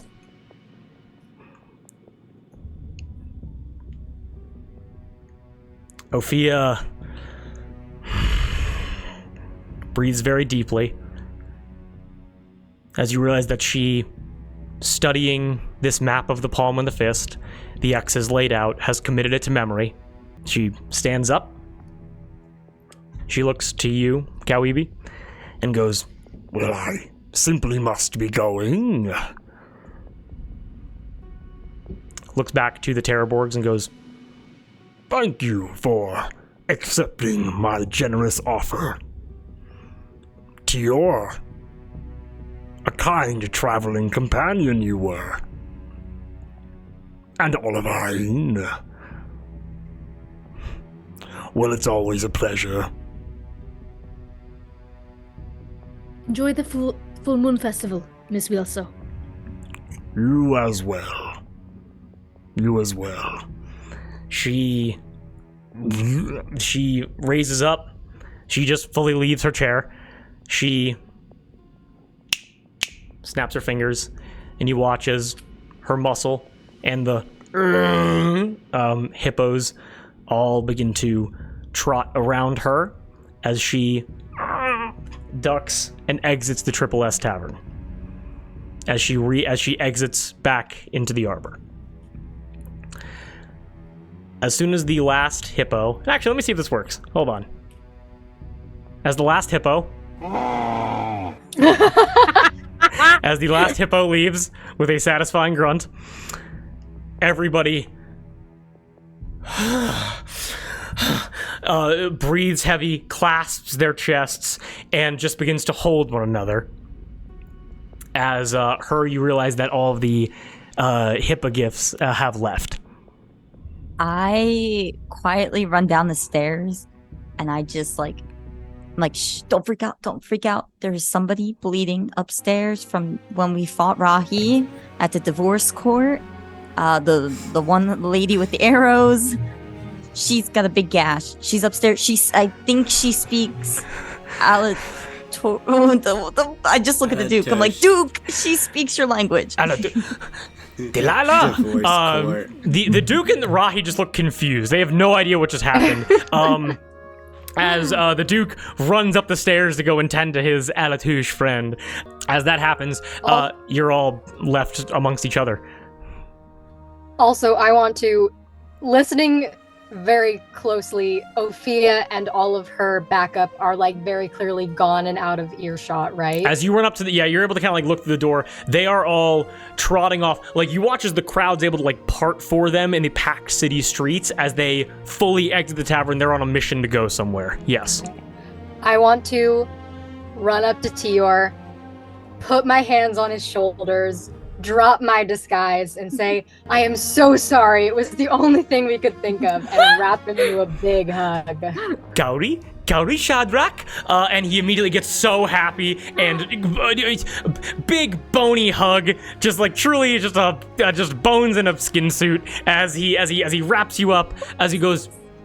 He looks at you, Olive, very convincingly, who lied to everybody, and goes, does that mean you're... And that means her is there as well, as her looks over and goes, oh, the lady known as her, and runs over, gives you a big hug as well, runs over, hugs you, Olive, very quickly. As Tior looks to all of you and goes, that is perfect. Now, where would Owlin, where would Arthur Aves and Rhyme and I believe his name was AJ, where would they happen to be? In my hug with Tior, I hold him for a second longer and then let him go, but put my hands on my shoulders. Would you like a drink? There's a lot to fill you in on. Tior just looks at you and goes, I would like a drink. Yes, that would be perfect. Yes, alcohol. Yes. Right, then I'll just get double, triple shots. Triple shots laid up. Your parents don't move a muscle. I'm gonna deal with that later. So I turn to Tior and I go, can you can you briefly explain in your own words what we just saw at all? Tior looks to all of you and goes, yes, I've done a lot of digging into the Ballard records, which, incredible, I learned how to talk to a big gold ball, and it wanted me to say hello to visitor number 2. That was me! I believe it is you, yes. Yeah. And you realize that Tior just called you visitor number 2. Oh. Do you know who number 1 was? Yes, I do. Who? He goes, and I don't want to be a dick, but he goes like, he goes, I can show you, as he pulls out the other crystal that he had in his bag. Do we want to watch it now, or are we going to ask questions? That's to the group. I have questions. Understandable. Oh, yes, Mud, Tior, Mud. Hi. Your name is Mud? Yeah. It is a pleasure to meet you. My name is Tior Federov. Hi. As he tries to shake your hand, you don't engage. Mud just kind of stares at it. Cool. A man that is not a fan of handshakes. Your culture is fascinating to me. As he, I don't have one of those. I'm just guy. That is incredibly sad. I am very sorry to hear. Everybody says that. I have a question. Oh, sorry, Olive. You go. No, just Tior. We met Tior in the rebound at the Ballard Fortress. He was one of the first jobs we took. Okay, so was this before or after Ophia shot you through and through with a Before. gun? Before. Before. Okay. Before. Cool. Mr. Federov, I'm sure you might have a lot of questions for us, and we have questions for you. What would you prefer first? First of all, it seems that you all have remained in the arbor. At least I assume so. And he hands over a pouch of 580 gold. Oh, right. Agreed in the contract from like episode 2 of the series, 3 of the series. As he goes, excellent. Now please reveal to me where Arthur Aves, AJ is, and also that half-elf named Rhyme. Okay, so here's the thing. Here's the motherfucking tea. AJ split from us while we were in the well, saying he got a better offer, which we are now realizing probably is not the case. Arthur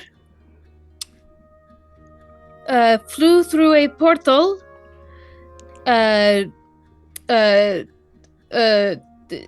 Arthur was possessed by a demon known as Lawman. We exorcised him, and then he flew through a portal to find his friend Eden in Tangleroot. And Rhyme was taken by the Spellbreakers after freezing himself in his room. It was like a statue. It was crazy. We are going to get Arthur back because he is with members from Cowrie's crew, Yeah, and I'm gonna take him to Tangleroot. That's what my job is. Mud has some connections, and Yeah. I don't know where Rhyme went, but it is also a goal of ours to find him. You should have seen his room. It was fucking crazy. There was a big bounty on us with the slavers, and maybe AJ has something to do with that. It was like Terraborg on ice up in there. Okay, I understand. This is the worst possible situation we could find ourselves in. Oh, and it's not your fault that you didn't know, because I didn't say, because things were crazy. There was a lot going on. But when you messaged me and I said that we were getting betrayed and someone was trying to kill us, that was super duper Ophia. Admittedly, even though you did not tell me exactly who it was, I'm going to be honest, every single one of the families in the well hates you all. So it really did not whittle it down. I assumed it could have been any one of them, but yes, those are scary big hippo people, and they are just intimidating to be around. Yeah. Yes. She had a good handshake, though. Certainly, yes. Okay. She sprained my hand for several days during the journey. Great. So How why many did you need handshakes to? did she give you? One. Why did you need to see us so badly? Because did you not see the treasure map? And also because there are many things. Okay, where to begin? And all of your parents are just fully not moving at all and just holding each other's hands and looking at the Weelso gold. We can deal with that later if you want. I just want to be very clear. Yeah. No, I know. They look I know. like broken people, Kurt. Yep, Why are they so upset? I'm confused. It's a private family matter. There's, Oh. Don't worry about it. You should not worry about it. I'm gonna slowly step away from that because I'm a bull in a china shop. Okay, so Tior, Yes? you said you were gonna explain why you needed to see us so badly. Yes, give me one moment. I am going to find it in my spellbook, also known as the Google Doc. And he just begins, That's okay. I didn't know. flipping through his. And then while he's doing that, I'll be like, oh, and the guy that ran upstairs is Duke LaCroix. He's a friend. I point to Rahi and I go, that's my ex, but we're now friends. Oh.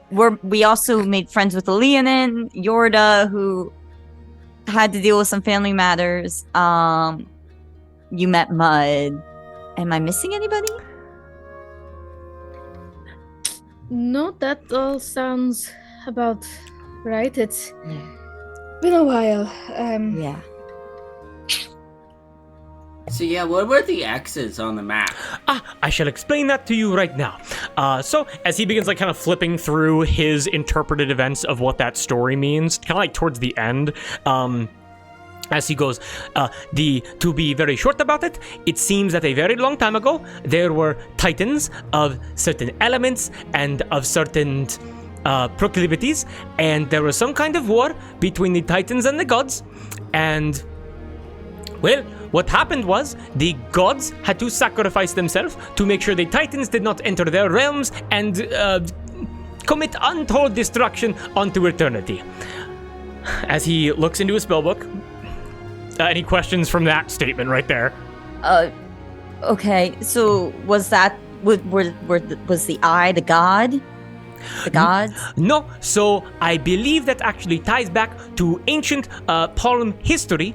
It is a folklore that has been passed down through the apeling population, who are the original natives of this land, where there was a ritual amongst ancient religions here, where there was a sacrifice that was done every month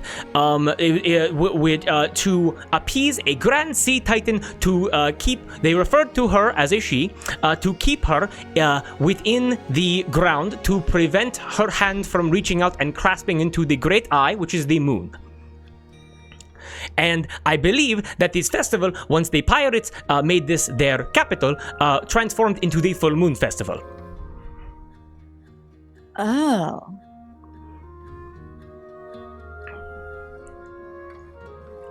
So the Full Moon Festival is to keep a Titan in... Okay. Not presently.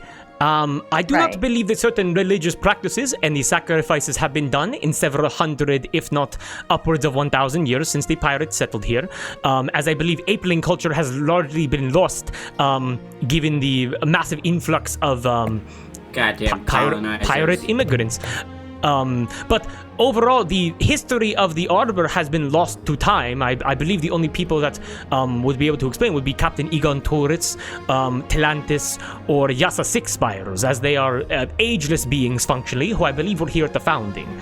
But again, this is a town without any written record, so it is kind of hard to piece things together. That is the trouble with pirate towns. It is, yes. Okay, so then what about the X's on the map? The X is on the map. So, through the research that I was able to do, connecting some certain dots, it appears that there were 6 gods in total, which gave their lives to stop the Sea Titan from climbing through the rift. And these gods, in order, I can list them to you now, Please do it slowly. Excellent, not a problem. The gods, in no particular order, I can assign them to colors after I list them, were Tempest, the god of war, Umberly, the goddess of the deep sea, and as Tior begins listing off these gods, he reaches Umberly. Olive, your parents stand up. As they stand up, both of them put their hands onto the box of gold and they just throw it as it shatters onto the ground, the gold bars scattering everywhere. Tior immediately stops. You may continue, Mr. Fedorov. He may not! And your parents just immediately yell for the first time you've ever heard them yell before.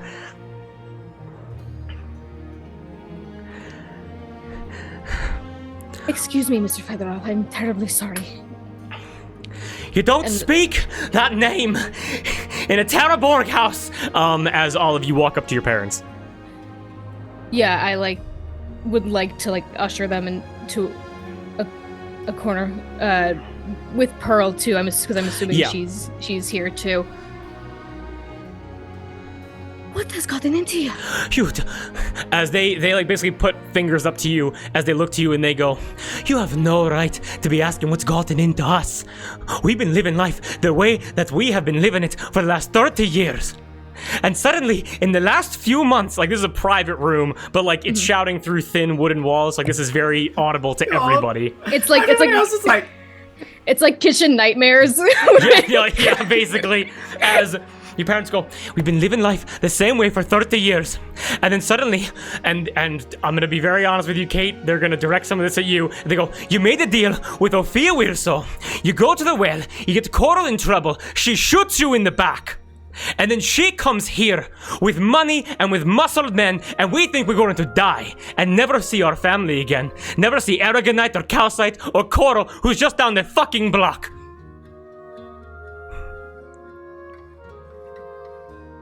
And now this man from Frisian brings talk of the goddess of the deep sea into this house.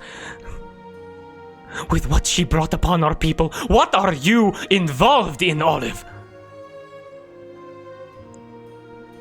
I don't know. And I'm sorry for the harm it caused. All I wanted were answers, and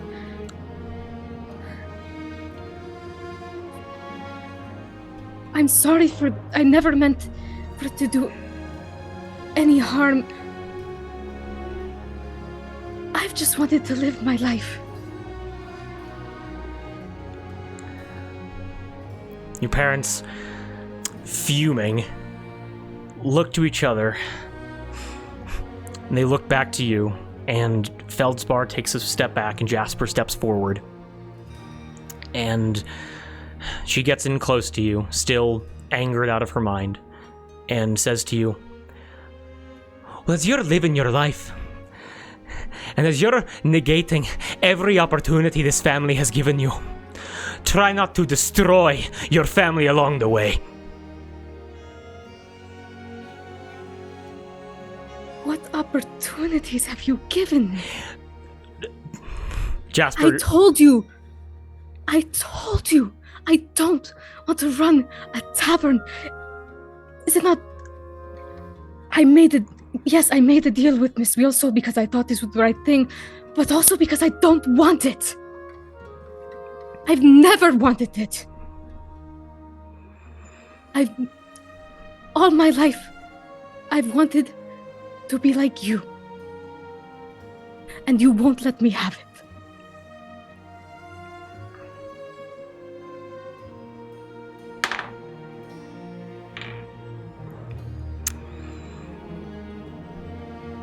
Your parents look to you and understand what you're saying. They wordlessly kind of think on that statement and are honestly unsure of how to respond.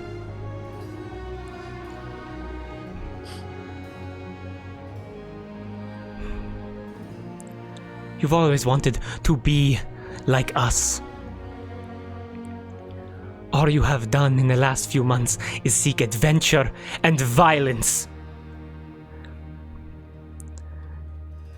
We've never kept you from being like us, Olive.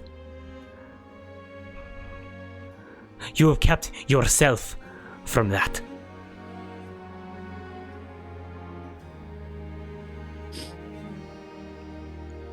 Then maybe I'm not one of you.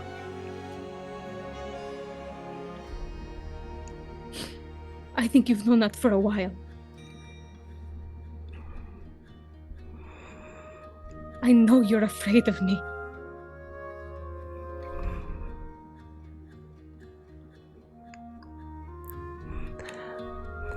They look at you and they say, and Feldspar steps in and goes, "Now, what happened there has no bearing on what we are talking about now. That is not fair."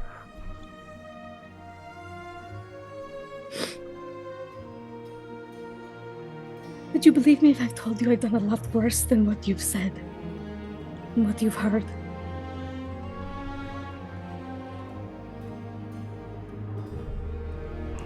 I went to Emmon's tower and took his head for netlocks.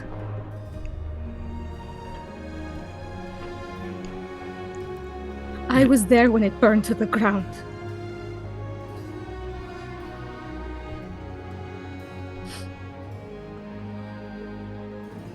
And I'm going to compete in the Battle of the Bards, which you're more than welcome to attend.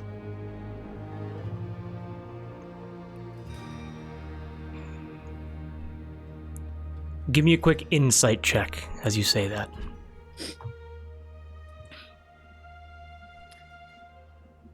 Uh, 16. Your parents, both of them, Pearl, arms crossed, standing in the back of this like little supply room, having not said a word, but just wordlessly, emotionlessly staring you down. Your parents' tears begin to well in their eyes, and for better or for worse, you realize that they're finally accepting what you have been communicating to them less subtly for months, if not years. And they realize that everything that they wanted you to do, you are not going to do. It's simple when put like that, but that feeling washes over you that they finally have accepted this path that you've chosen. You have to imagine in their hearts, it's a very sullen reaction. One of almost loss, and I do not use this word lightly, disappointment. As they hold each other's hands, they look at you and they say, not even acknowledging the murder, because that's a whole other can of worms, as they look at you and go,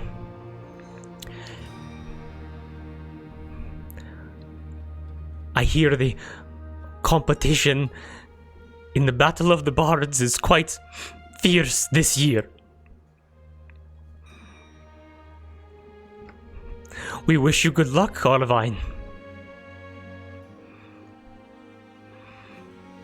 You and your friends may stay here, if they wish.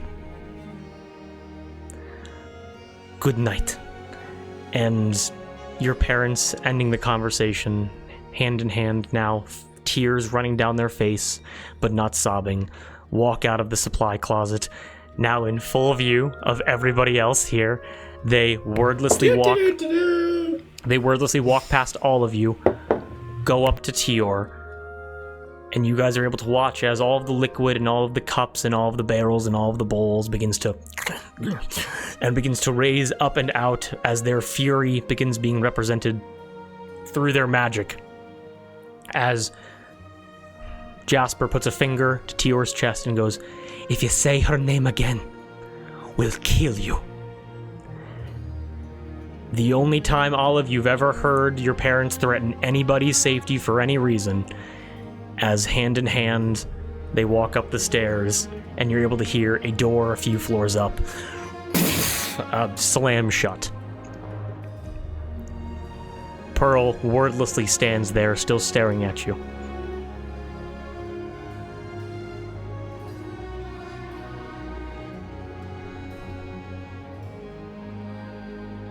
Go ahead. Her arms still crossed. As she looks down to the floor, and you see that she is crying as well. And she looks at you longingly for a second or two, points her head back towards the floor, and wordlessly walks out of the room as well, following after her parents. I catch her hand as she goes. As you catch her hand, do you say anything? Do you do anything?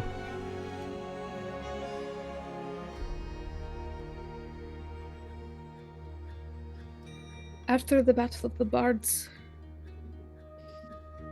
our plan is to go to Tangleroot to find Arthur and Kari's crewmates.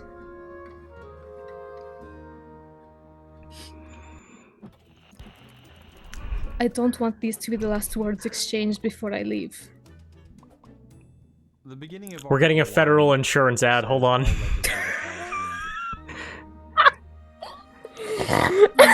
That's a meme. Damn, that sucks. One way to cut the tension. As you grab her hand and you tell her your plans, Pearl looks forward, not looking at you, looking after her parents, and just says in a flat voice, "Olive, you know what a terrible idea that is." And jerks her hand away from yours and walks after her parents.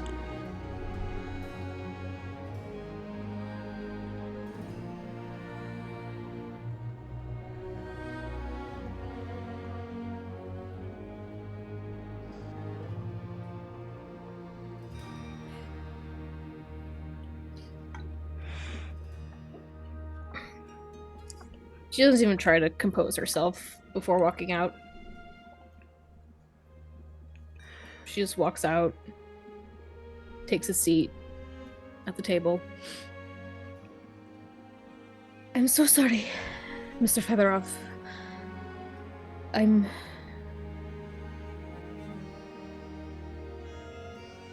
Please continue. Her puts like a hand on your shoulder to like comfort you, but I don't say anything. Harry takes one of your hands.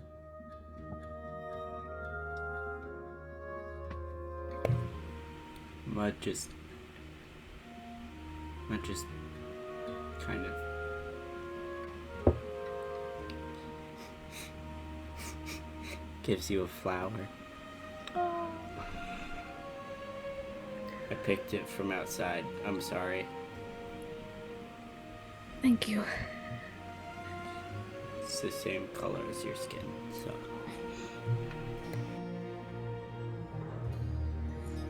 Thank you. Don't worry, we still have a place to stay for free. I mean, I know a really good spot under a bridge, so if we, the mud is like perfect, it's not like too soft. Thank you, Mud.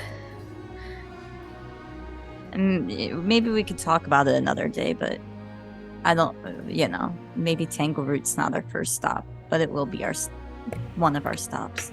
I'm sorry, I would very much like it to be our first stop. Or I would at least- also like it to be our first stop. Okay. Oh boy. Yeah, we'll discuss.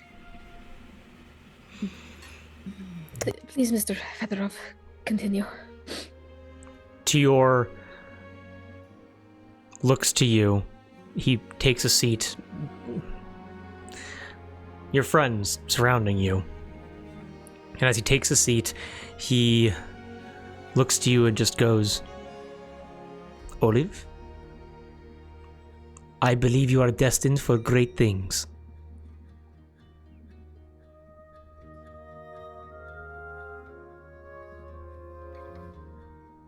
I do too.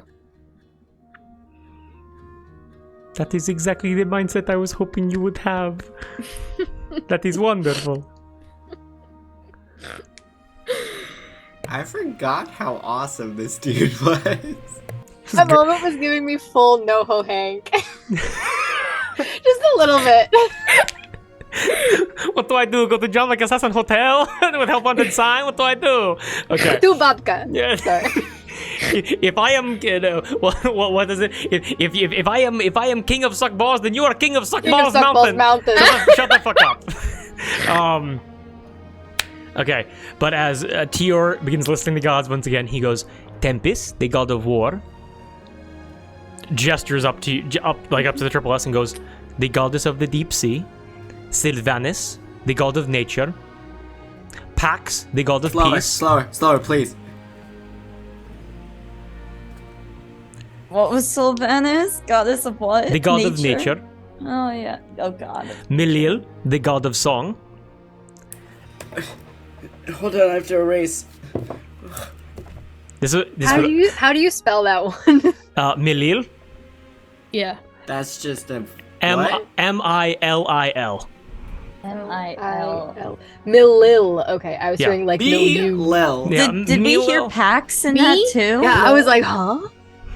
He goes, oh, you wish me to... Milil. I will repeat all of them to those that did not hear. It is all right. Clearly, I did not realize that it was going to be... I'm going to be hanging out with you guys presumably for a little bit. Just fucking on his own, like in the dirt. Just scroll. Holy shit, I asked you how to spell it as if I know how to read. Yeah. Okay. Mud's going off of phonics for most of these. I will take notes. Don't.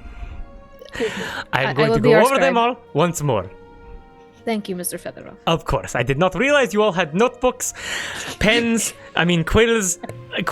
and basins of ink, and I did not realize you all had 50 feet of hempen rope, but we're not going to talk about it. I have a pencil, and mostly I just do doodles of plants. Okay, we are talking about potentially world-ending information here. I'm going to ask you to not doodle on the notes that could save your and everybody else's lives. I will scribe. Don't worry. Perfect. World ending information? Okay, let's hear this. Yeah, let's The get to gods, that. once again, are going to be Tempest, the god of war, the goddess of the deep sea, Umberly. Sylvanas, the god of nature, Pax, the god of peace, Milil, the god of song, Talos, the god of storms.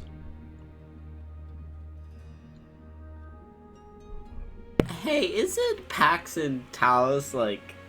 Wasn't one of those the ice boy? Yeah, He had Pax. that. He said that Pax was an angel who lived in his head.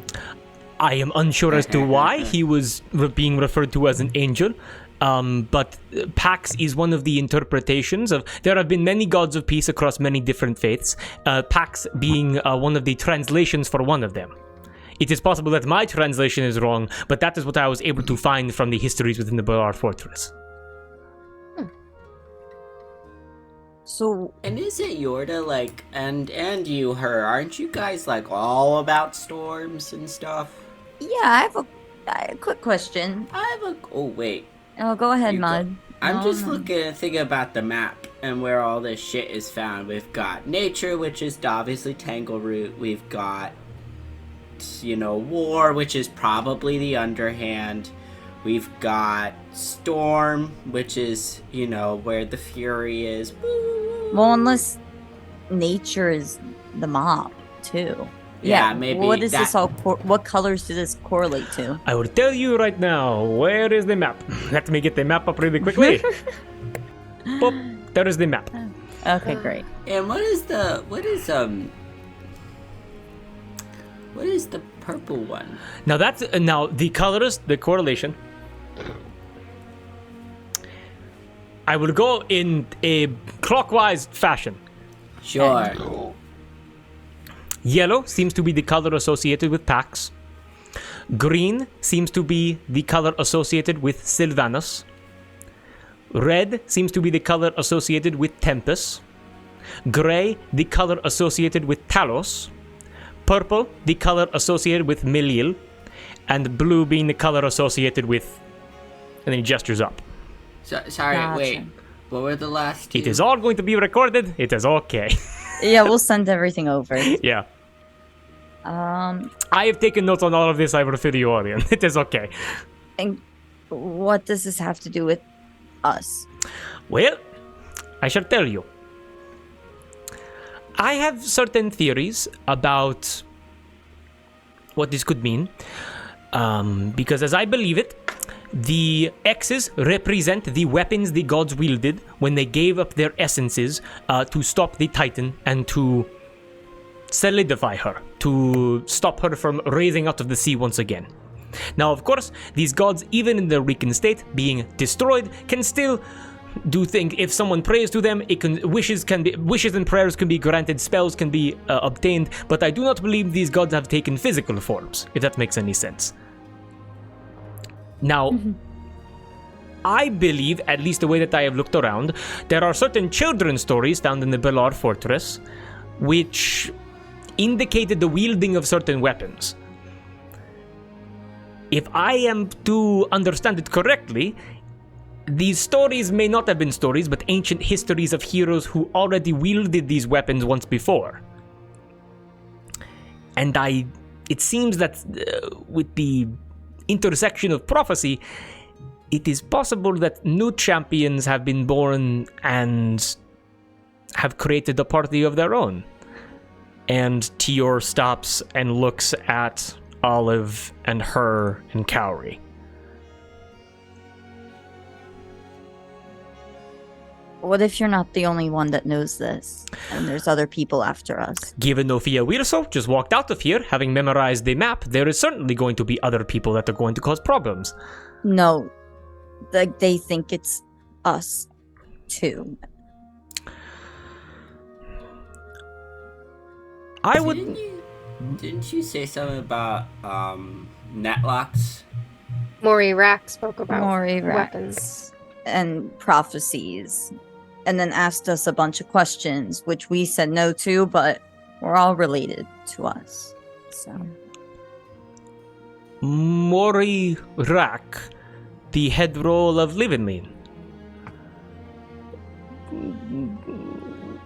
I would like to keep this information as close to the chest as possible, but that does not seem that bad. She is on the side of the Pirates of the Palm. We've had poor luck with people with her initials and are suspicious that perhaps she is involved in some sort of something that we've yet to unravel. Maybe a slaver thing? We're not sure. That is a grave accusation, but... Have you heard the initials MRPHD? I am aware of Dr. Mabel Redwood, the slaver lord that commands the Filling Isle, I believe.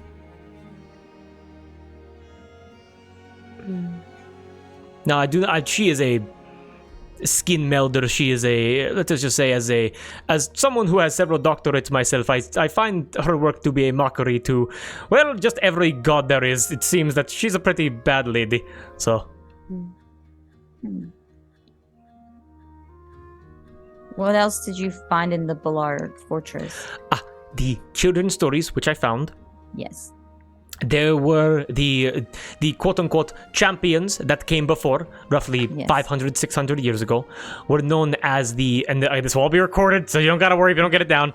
The Trident King, the Ivory Champion, Captain Imdago, the Root Mother, Lady Redwood, and the Bedrock Bard.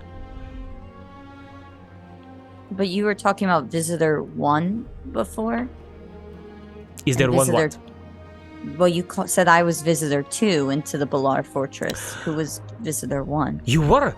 Yes, there was a Visitor 1. Now, the quality was a bit terrible, but there was actually, with the history of Balar Fortress, Kaori, it seems you're having some kind of revelation. No, sorry. I'm just, no, keep going. I just have an idea, keep going. Tior looks at you, and you realize in this moment, like as Tior is like setting up this other projection, that there really was, and we'll go over the whole thing a bit later when we have a little bit more time, but you realize that no matter which story was told to Ophia, she was gonna get some kind of piece of information that wasn't great. Like, does that make sense? So, but you guys are kind of weighing your options as you realize what the other piece of information she could have gotten was. As Tior activates this other crystal, and you're able to see. Let me just pull up my notes to say exactly what you see. You're able to watch as he kind of like, and begins like basically with light fast forwards the recording of this like storied history to where you were able to see the rectangular towering fortress that is Balar sticking into the sky, and you're able to watch as something like a shadow flies. So the way that you're looking at Balar right now, it flies from the north to the south over to Balar Fortress. As the shadow, very small, lands on top of Balar Fortress, you're able to watch as the shadow kind of like creeps around for a bit, and then flies into the fortress through like a steam gate or like a chimney of some kind. Tior looks at all of you and goes, "Now, I am unsure exactly." I hate it when people come up with shit that's cooler than what I'm gonna say. That's awesome, but no, sadly. I need to find a picture real quick before I continue. God damn it, that would have been sick. Because we know she's been in the palm of the fist. We still haven't ran into her. We still haven't ran into her, god damn it! We're talking about like main character from one of our other campaigns, so just for I do people. have an idea about Eurycles, actually. I had a thought. I'm having lots of thoughts right now. Unless she's forgetting a she's slaver. Don't be shy, share them. I'll share it in secret chat later. Oh, so you yes. gotta share it. You gotta share it at the end, though. As Tior goes, and I was unable to know exactly who Visitor 2 was, but after I made friends with Ballfriend, as apparently he likes being called, he asked a couple things. One, he was wondering where Thor the Tur was. That was number one. Number two was I asked exactly where the Visitor was, and the ball took me to the Visitor. Now, unfortunately, it seems that this was hundreds and hundreds of years ago. The Visitor has passed away, but I was able to find presented to me the bones of the Visitor, and I was able to get a sketch of them. Now, the gold. The golden ball would not let me take the bones with me, understandable. That could be any kind of curses, oh my god. But I was able to get a sketch, and I was also encouraged not to touch the bones at all, because of some kind of strange pink growth that has occurred on them. But I was able to get a general sketch of their bone structure. And he opens up his notebook once again and shows you all like a coal-pressed sketch of what the bones look like, and you guys are able to see in a rough outline of this image, which I'm sending to NPC chat right now.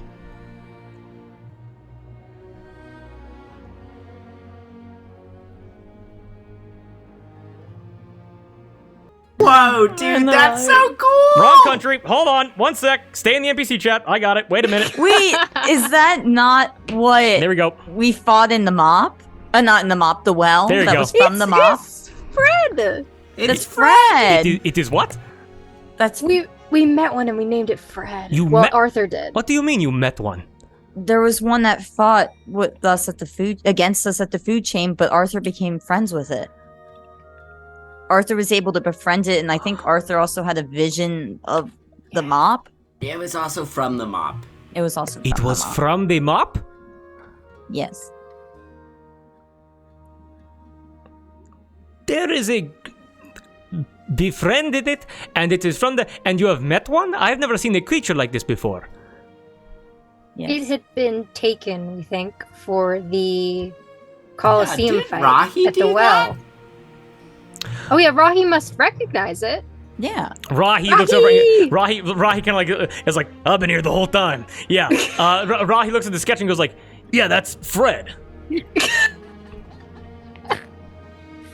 Thank you, Rahi. Very cool. Thank you, Rahi. I give her a Anytime, little like Seaweed. fist bump. Get that out of here. She's just fucking goddamn wrong. Hey, back to neutral. Back to neutral. As Rahi kind of backs up a little bit, as Tior goes, that would mean if it was the food chain, you say, correct? The Colosseum battle. Yeah. Then that means Ophia has one of these creatures, but does not understand the importance of them, potentially. What's its importance? If it somehow flew, I am not sure where, it is not from any island that I am aware of. It's not, I assume this was the only one of its species. It was some kind of traveler. I am unsure as to why, though. Could it be one of the weapons? Could the bones of the owl creature be one of the weapons? No. One of the owl things, not the bones of it. The owl itself. Okay, you know what? And I just like back up to Rahi in the back of the corner of the tavern, just like Rahi cross-armed. kind of like arms is like, can we do a play-by-play of everywhere that sentence went wrong? I was talking about the I thought owl you were back to itself. neutral. It was You- the owl, not the bone. Never You wonder mind. about the... No, I do not believe the owl itself, but perhaps it is a piece of this puzzle.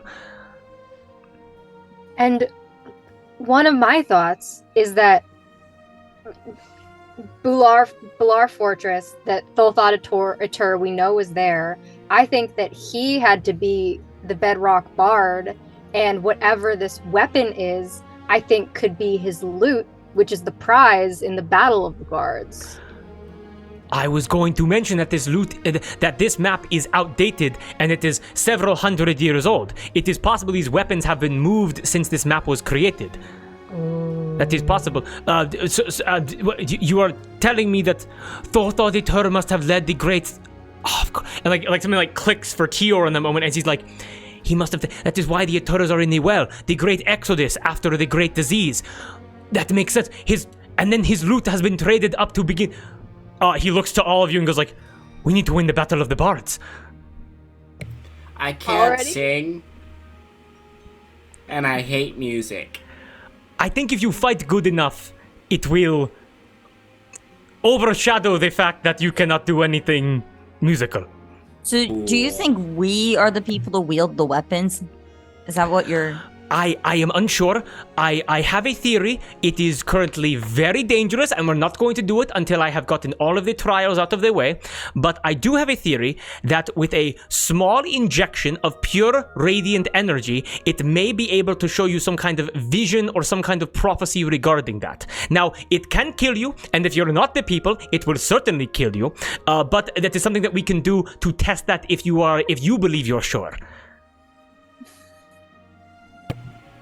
Oh, Tior. That might kill me. I don't know. It Anyways, didn't. I'm not a part of this. Never mind. Sorry. I don't need it. Mud, 1 second. What did you just... It didn't? What are you saying that it didn't? Oh, What? well, I'm not the only one, but I super got jabbed with a mystery vial and went on a weird trip where all of the Thulthad Aturs were there, and then woke up. Who did that to you? A spellbreaker. Looks over to Olive, raising her hand.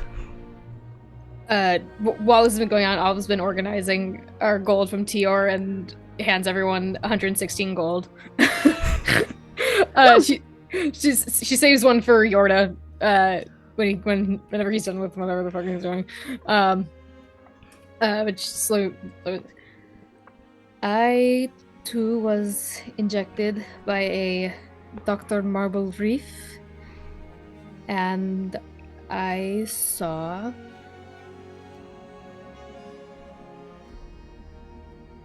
DM, I'm gonna say some things and let me know if that's right. Okay. I'm drawing a blank. What I believe were survivors of. No, sorry, excuse me. I saw my hometown remembrance before it was called so, before the massacre all those years ago. And that's how I got my magic. Tior looks at you and goes, "You were able to see remembrance before the massacre, before the slavers?" Yes, and that is why it is a touchy subject in my house. It is explanation for my parents' outbursts. It is not an excuse. You did not mean any harm for it. Tior's eyes widen as he puts a few pieces together very quickly. Olive, can you please give me actually, everybody here, give me like a history check with advantage. Also, this is a while ago, and I just looked back at my notes, but back in the well, you mentioned to me about a blue injection. Can I put 2 and 2 that the guy that I saw rolling the dice was a part of my vision from an injection, potentially? Or no? You don't have to say yes. I don't know. We're gonna give you that. We're gonna give you that 1 second, real quick. Okay. Because we're gonna get back to that. But I like that inquisitive mindset. Oh. What'd everybody get for that history check? 15. 15. Okay. 13. 13. 5. Mud, what'd you get?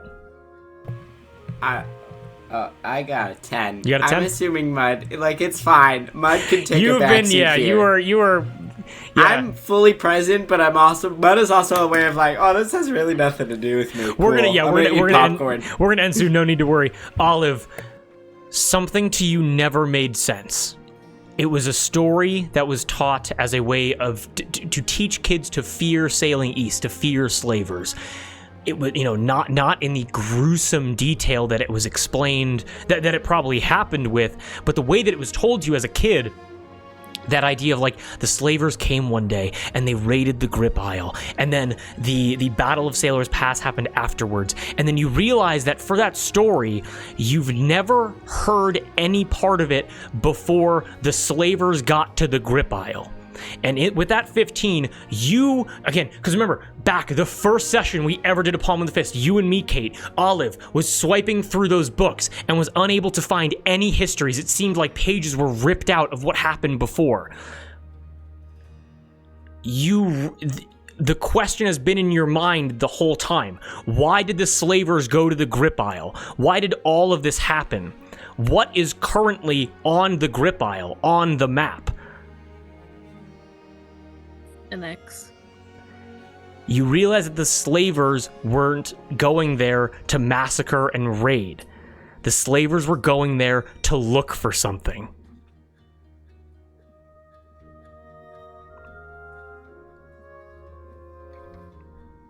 They were looking for the weapon. They were, but I do not believe that they found it. I only know the exact. Assuming that the loot of Thotha de Tur happens to be the weapon of the god Melil. The only other weapon that I could imagine is the son of the Underhand, but that is a story for another day. Our friend Joe Jabber mentioned something about a son, and that AJ was holding the son. Well, we showed a picture of AJ, and he said, yeah, that's him. But this guy's also a little crazy, so I don't know. He tells a lot of prophecies that are true. That is incredibly fascinating. I want to talk to that man for hours. Where is... I don't know where he is. He's probably out enjoying the festival, but whatever the case... He's usually here. He is probably He's out in the enjoying... corner. He's been here this whole time. He's been here the whole time. He pulls off his, like, silicon mask, and it turns out to be, like, fucking, Anna, just being like, ha! Jesus. Is this Anna fucking with us? Bye, bitches! I still have your friend! Fuck you! Well, because this is to the DM, didn't MRPHD mention about, like, something inscribed on one of the aisles? From the prophecy? She mentioned things like stone slabs or like glass sheets in sand being inscribed with like ancient texts of old religion. Did she say it was on the grip aisles or was it another aisles? She said certain things like in sea stone have washed up. You probably realize like that's probably what she was talking about. Gotcha. Okay. As Tior looks to all of you, are there any other questions for Tior before we kind of start to wrap things up? Besides all of them. I just quickly look at him and I'll just be like, do you know anything about a man rolling dice? Olive, you can spill the beans. What do you mean? Wait, have I don't think I beans? I don't think I've succeeded the history check for it yet. Do you want me to You've roll never it? You don't need to. Yeah. What do you know? Jog my memory, do you? Read the champions' names again. The champions of old. The champions of the wrong era. Of the The wrong era? Oh crap! I got like two of those. I didn't write all of it down. I missed them. Oh, I'll say it to you. Hold on one sec. Where is it? Is it the Ivory Captain? You remember, again, referencing back to the first session of Palm on the Fist. Mm-hmm. Yep. Where is the thing? Hold on one sec. Let me find that. There it is. The first session of Palm on the Fist, it was Kate, it was just you and me. We went over all of Olive's history.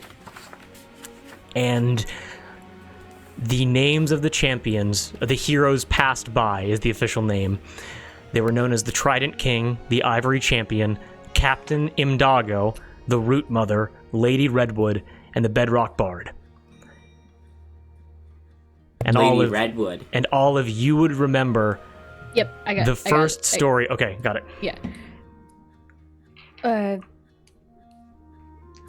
When I was working the Triplets Tavern back home, I would hear stories from pirates, and one of them mentioned a Captain Imdago, who was known only for his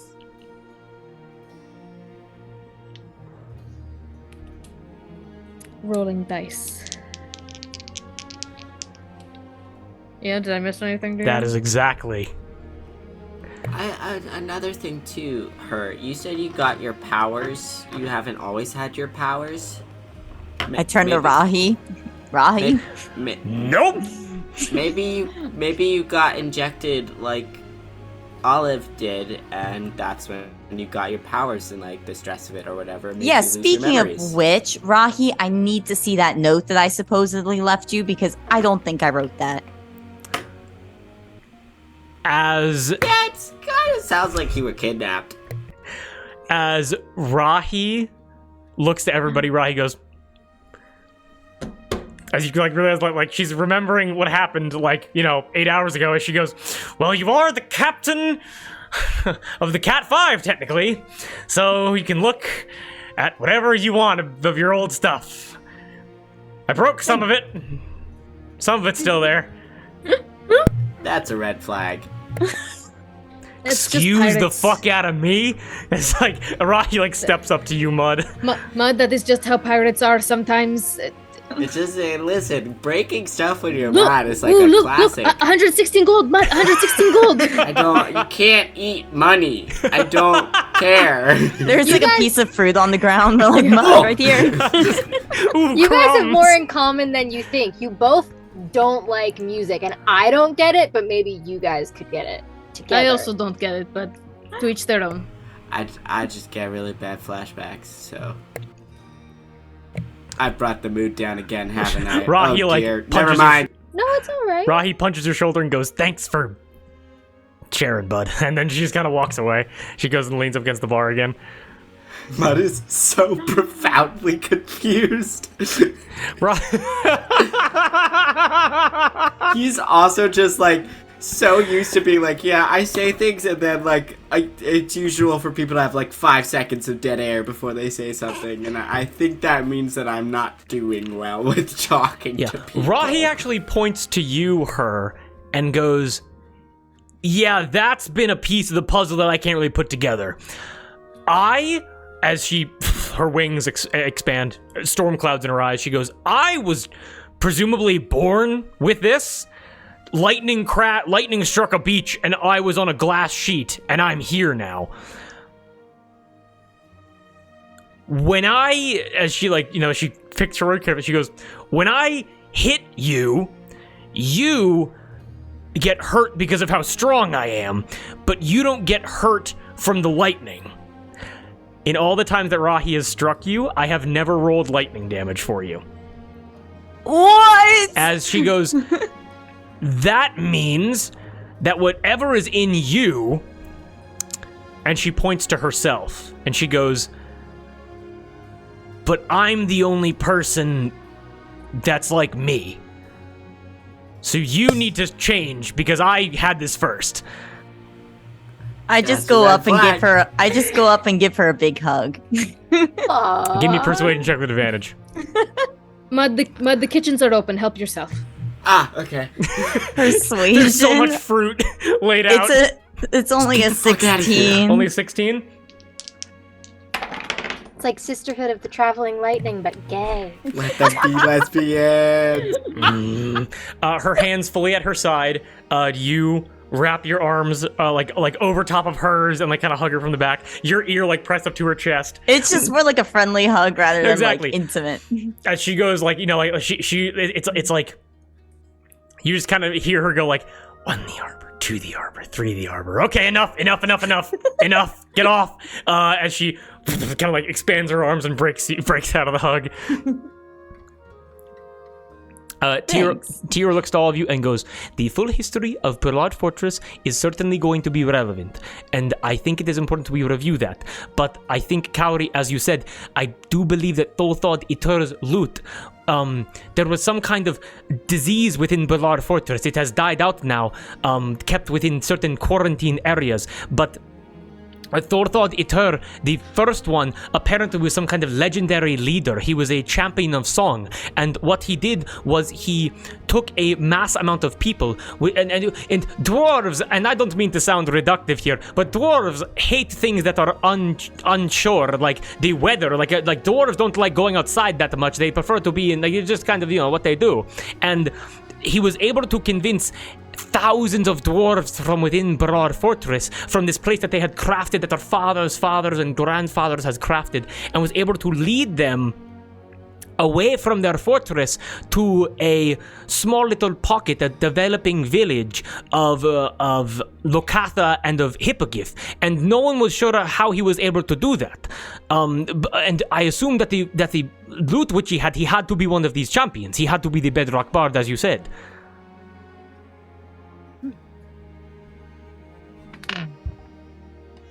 Well, do you know the symptoms of this disease? Just random question. That I am unsure of. The documentation, the way that I understand it, because of the close quarters, there was not enough time for the dwarves as old to properly document the symptoms before whoever was left within the fortress either left or perhaps died. I have not been able to find any kind of... I was able to find the visitor's bones, but the remainder of the bones of the dwarves, I was not able to find them, so I'm unsure where they are. Let me, if I need to, but like looking at the picture of the bones of whatever creature Fred is, I turn to Tior and say,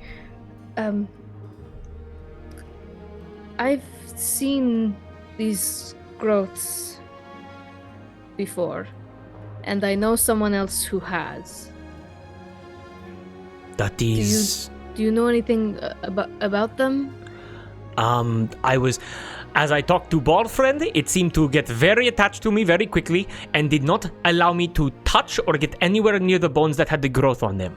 So I do not know if there are any symptoms of the growths or what the connection is there.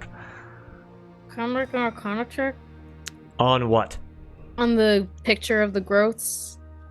Or history, insight? I mean, you would know them. I'll just give this to you for free. You know they're the same growths as the one you saw in that water genasi, yeah. It's without a doubt something from the mop. As we know, Fred is from the mop, and the person I talked to went to the mop and made it out. I don't know how, but she knew about these growths as well. I had a brief encounter with them. It is possible that we may have to find this person, and we should probably talk to her. I'm so happy that you guys figured that out. I think Kate and Olive have to sort of like grab Tior by the shoulders. Oh, I'm so little, I'm so frail. I cannot hurt you. This cannot hurt you. My magic is weird. I see strange things when I cast spells sometimes. And when I saw these growths, this thing said, "Bring me peace." Pax, the translation.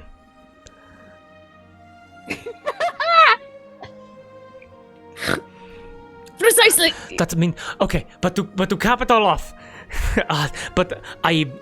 there are more questions to be answered, and we must keep talking about this. I believe the Battle of the Bards is in a day, perhaps two, so it's important that we rest and prepare ourselves. Now, I can be in the crowd, and I can summon up as many allies as I can to assist you from the crowd, but largely, the combat will be taking place on stage, so choose your combatants very carefully, because we have to get that loot back.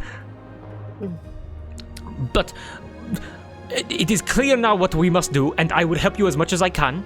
I have no ship, I have no crew, it is just me. I'm an anthropologist, I'm an archaeologist, I am just a guy. Don't worry about that. Don't worry about it. We got you. Not a problem. You've been more than enough help, okay. Mr. Federov. But understand that I'm going to help you as much as I can, because we must get to those weapons, and I believe that we must find your old friends as well. I believe they are just as important now as they were when they are with you. And if what you say is true, if Arthur and if AJ have found themselves in slaver territory, I fear for their safety. So, Mud pops his head out of the kitchen with like a potato in his hand. Just, like, greasy chins, baby. No, not greasy. He's just been eating the vegetables. Okay. He has a celery stalk in the other hand. So, a question about like order of operations here, because we learn about the history of Balar Fortress. We get ready for the Battle of the Bards, which, granted, I think I need to go shopping for shit. I just realized we'll figure that out. Don't worry. Sorry. And then we get the loot, and then we go to Tangleroot. It might, since we're already here, it might just be best to go to the Molar Isles first. It's on the way. It's not. It's not on the way? Oh, the Molar Isles is down. Southeast. Oh, my bad. Then what's the one with the isle that the grip isle? My bad. Yes. Is it still there, or has it been moved? Because the slavers didn't find it. I am unsure. Again, all of these weapons. This is just, to be honest, if Kaori's theory is correct, if the loot of Total Deter is the weapon, then it is no longer in Balar Fortress. The map clearly is not updating with where the weapons are. Which is good, so because Ophia saw this and now she has outdated information. No better than us. I know a route to Tangleroot. We'll have to hug the coast of the Mop, but we can make it. You do realize that we step foot in Tangleroot, the entire Slaver Nation's gonna be after us, right? Yeah, you go back to the Mop. I don't. Right? Because they won't follow you there. I don't think so. Her. No. Not if we're sneaky. Well, Are we freeing the whole druids? Because then they'll be all after us. Well, no, I mean, at least when we get to Slaver territory, Miss Weelso didn't seem too bothered with your deaths and that affecting her bounty collection. I wasn't more. I guess I wasn't. I'm more so. If we step in, we steal people from a slaver that is their property. I feel like they're gonna be very upset with us. Oh well, Do you think yes. it would be any easier to go anywhere else? If we got more ships, that's all. Or more people. I don't know. That's my only. Like to be stern, but I know the inside of Tangleroot like the back of my hand. I spent over a decade there. I grew up there. I know everything about it. And that's will be very useful to us, Mud. I think to what her is saying, perhaps we make a quick stop at the Grip Isle, see what we can find there, maybe even find something that will help us. Help us there. Maybe if your path takes us past the Mop, maybe we look for something there. I just want us to be prepared and not for all of us to die. Yes, that is the goal there. Right. Sorry, I forget. That's an important thing to people. We trust you, Mud.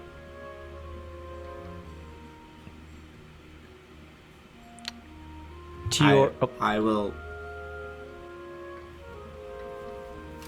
eat my potato and my celery stalk, and I will do my best to consider. Okay.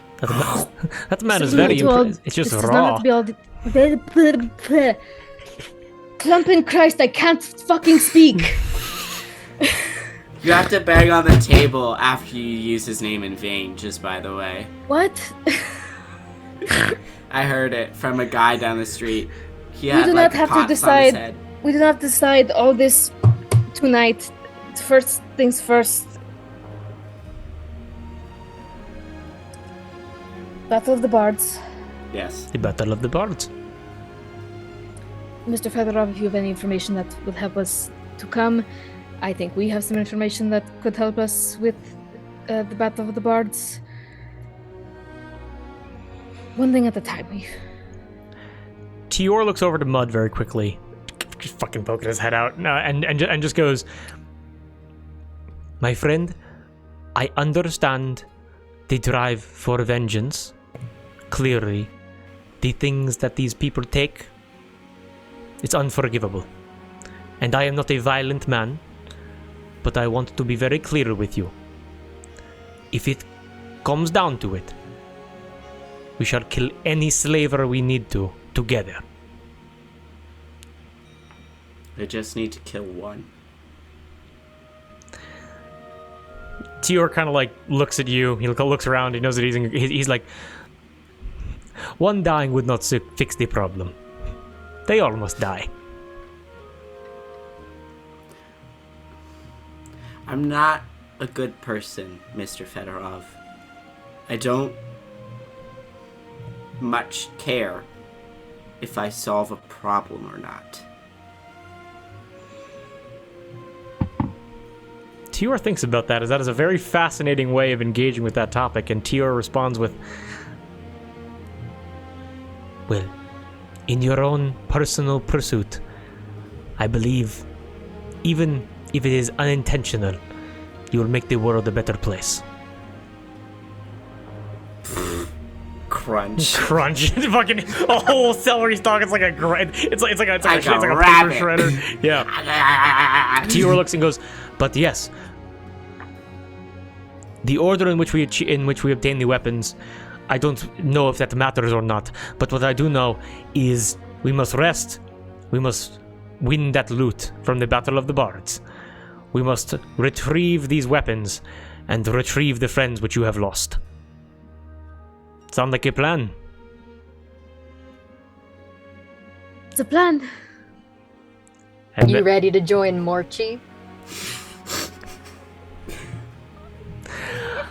I was so afraid that you would ask. Yeah, for sure. Ah. And with that, we're gonna end tonight's session. God damn. More? Oh yeah, it just replaces the. Wait. Oh yeah. Wait. Let's stick a T in there, Morchi. Wait, where's the? And Okay. now with Tior we have Mortchi. Mortchi. Morchi. I'm putting it in the Zoom and in the Twitch. And with Mortchi. that, ladies and gentlemen, are we all Mortchi. having a good time? Yeah! That was a fucking. So much lore! That was a That heaping was so host of good. stories. Yes, that was a lot of me talking. Thank you for indulging so me. good. Thank you, anybody that was watching. We deeply appreciate you.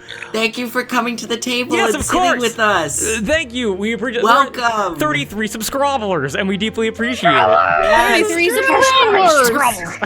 subscribers. Squabbles. And like, Squabbles. if you are content with just lurking and watching, totally Oh, yeah, fine. more than okay. But also, promise you, if you want to be like, lol, this part was funny, listen. None of us have ever been mean to anyone out of the blue No, for in our real. entire lives. Oh, we yeah, don't know yeah. how to do it. It's all about the like, what is it called? Those like parasocial relationships. Like, don't be weird about it, but like, we're pretty chill. We're pretty cool individuals. So, but yeah, but holy shit, lots of good Sometimes. stuff. I've got theories. Sometimes we're straight up unhinged goblins. Oh, you know? yeah. And Sometimes. listen, you take the good with the bad. Exactly. There you go, baby. Also, not trying to dampen Mud's plans. I just want us to be prepared and not die. no. Sure. That's like when you guys were like, Boss. Tangleroot is next. I was like, but I don't want us to die yet. No, Moss fully sees that. Absolutely. I love that. We'll talk about it after stream, but it was so good. It is all on the way. So Yeah. like Yeah. yeah. You quite And it literally made have to for go some past really the grip aisle. Yeah. Maybe we'll just stop, Just on a the pit way. stop. On the Just way. kick I just want to ass. level up 1 or 2 more levels before we have to go face Slash Claw, Yeah, okay? exactly.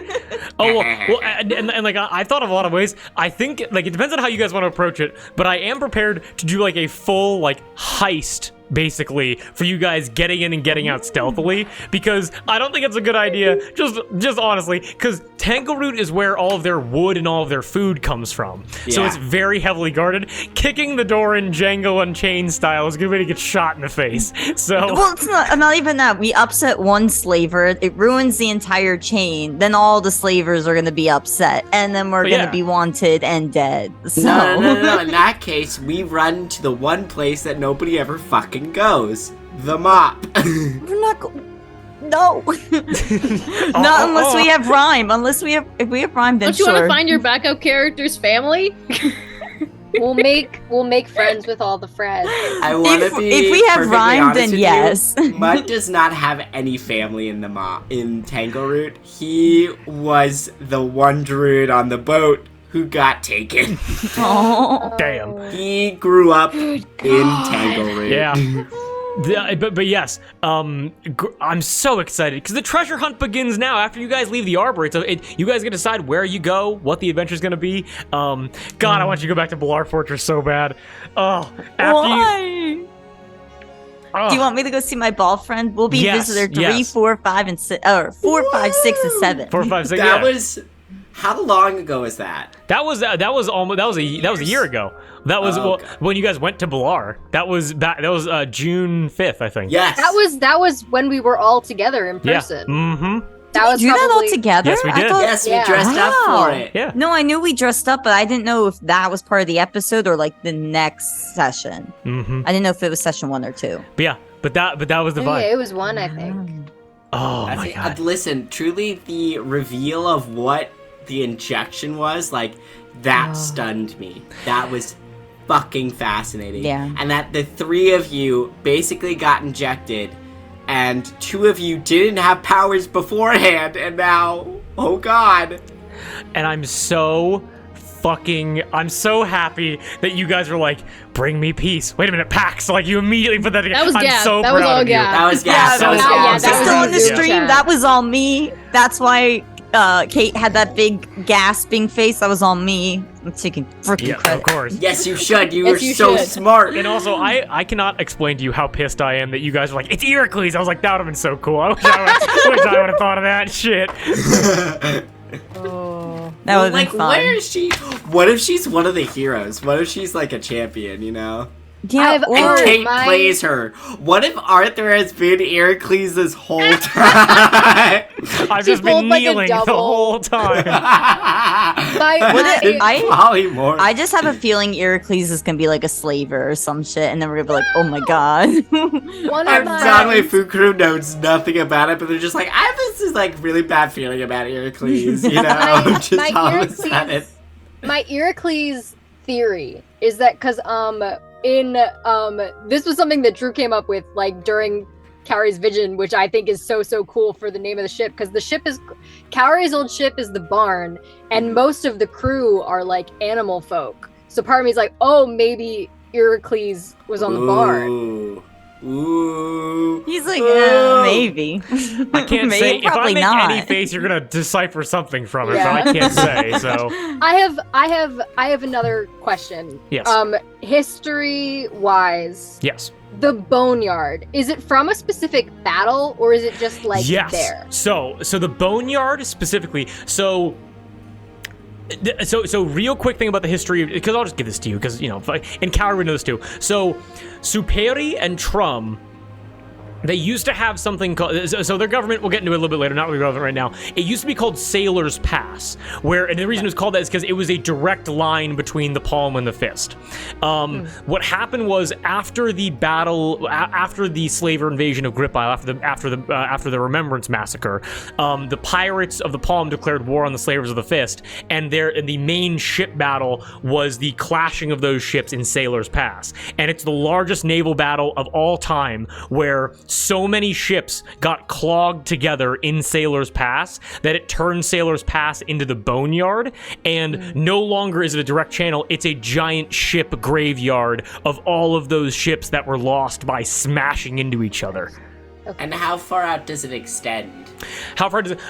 So looking at the map right now, it's not like the 600 miles that it's like represented to be, but it's like giant pockets of hundreds of ships at a time scattered around. Yeah. So it's like some here, some here. Yeah. So Okay. yeah, it's passable, but it's much slower than what it was before. Yeah. Yeah. That Because whole it's- thing about the slavers coming to get the weapon. Wow. This whole time, not that I don't think I really knew the lore behind all of it as much as maybe like obviously Yeah. Kate did, but that was pretty cool to be like, oh wait, they weren't coming to massacre people. Also, like, the notes of horror that are in this game are so fucking good, man. Like, you merely brought up, like, the injection, and I got shivers down my spine, because that was, like, it was such a good session. It was so horrifying. And, like, honestly, like, you do such a good job of, like, being like, haha, it's a funny, silly pirate game, and then, oh, God! Yeah. You know? And so, Statues with no faces, they all start screaming, and your heart. your stops. heart stops. Insane. Yeah, and I gotta play Oh, this and I've entire thing. also, sorry, I've mapped out which person belongs to which god, or at least what I think. Okay. And I think Yorda goes to Tempest, the war god, so that's my theory. Wait, no, it'd be AJ. Sorry, not Yorda. AJ, yeah. God fucking damn it, AJ. What was his deal? I don't even fucking remember anymore. Not only did I want to make like all of your PCs make sense to the story and like have them all kind of make sense.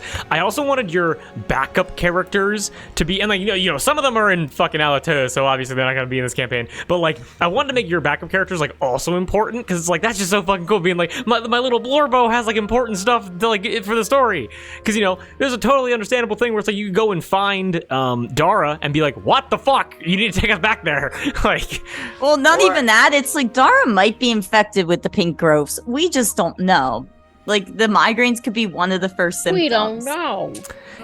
One of my theories. I don't know if I'm just Pepe Sylviaing this and making something out of nothing. That's something that you should do for this game. And I don't even know if it would be important, but because in my vision, when all of the Thulthod Eters were on the ship, I was confused because we were like where the boneyard is, but there was nothing there. So I'm thinking, since there were no bones of anyone in the Balar fortress, even though the fungus was there, maybe they like knew that they were infected and like sailed to the boneyard to die so that they wouldn't like infect anyone. But I don't know what that's relevant to, but it's just a theory I have. Or the mop or something, theory. Yeah. And it's really fucking crazy that like I'm like pirate game, treasure hunt, like gods. Also, pandemic. Like literally like here's a disease. Like if we go to the mop and there's clickers there, I'm gonna lose my shit. God. Oh my god. Well, like also we don't know, like the disease could be from the Titans now. We don't know. Now we gotta save the goddamn world. Oh, can I say, Jesus Drew? Christ. Can I say? yeah, sure. Drew, and I told Drew basically the beginning of how Titanum began, and then he took it and ran. So I knew, because he's been telling me, like the fact. I saw you basically, making those faces. Yeah, like I knew everything. I'm still a little confused how it works, but I think I understand. Like the whole eye thing and the black shadows. Yeah.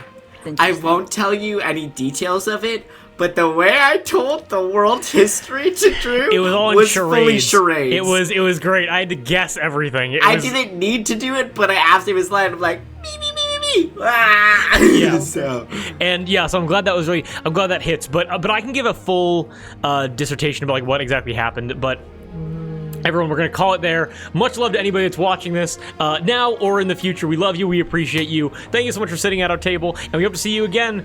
This is Palm of the Fist. The full story. Get ready for Full Moon Festival Part 2 and possibly the Battle of the Bards. We'll see what happens. But much love, everybody. Have a nice evening. Peace out.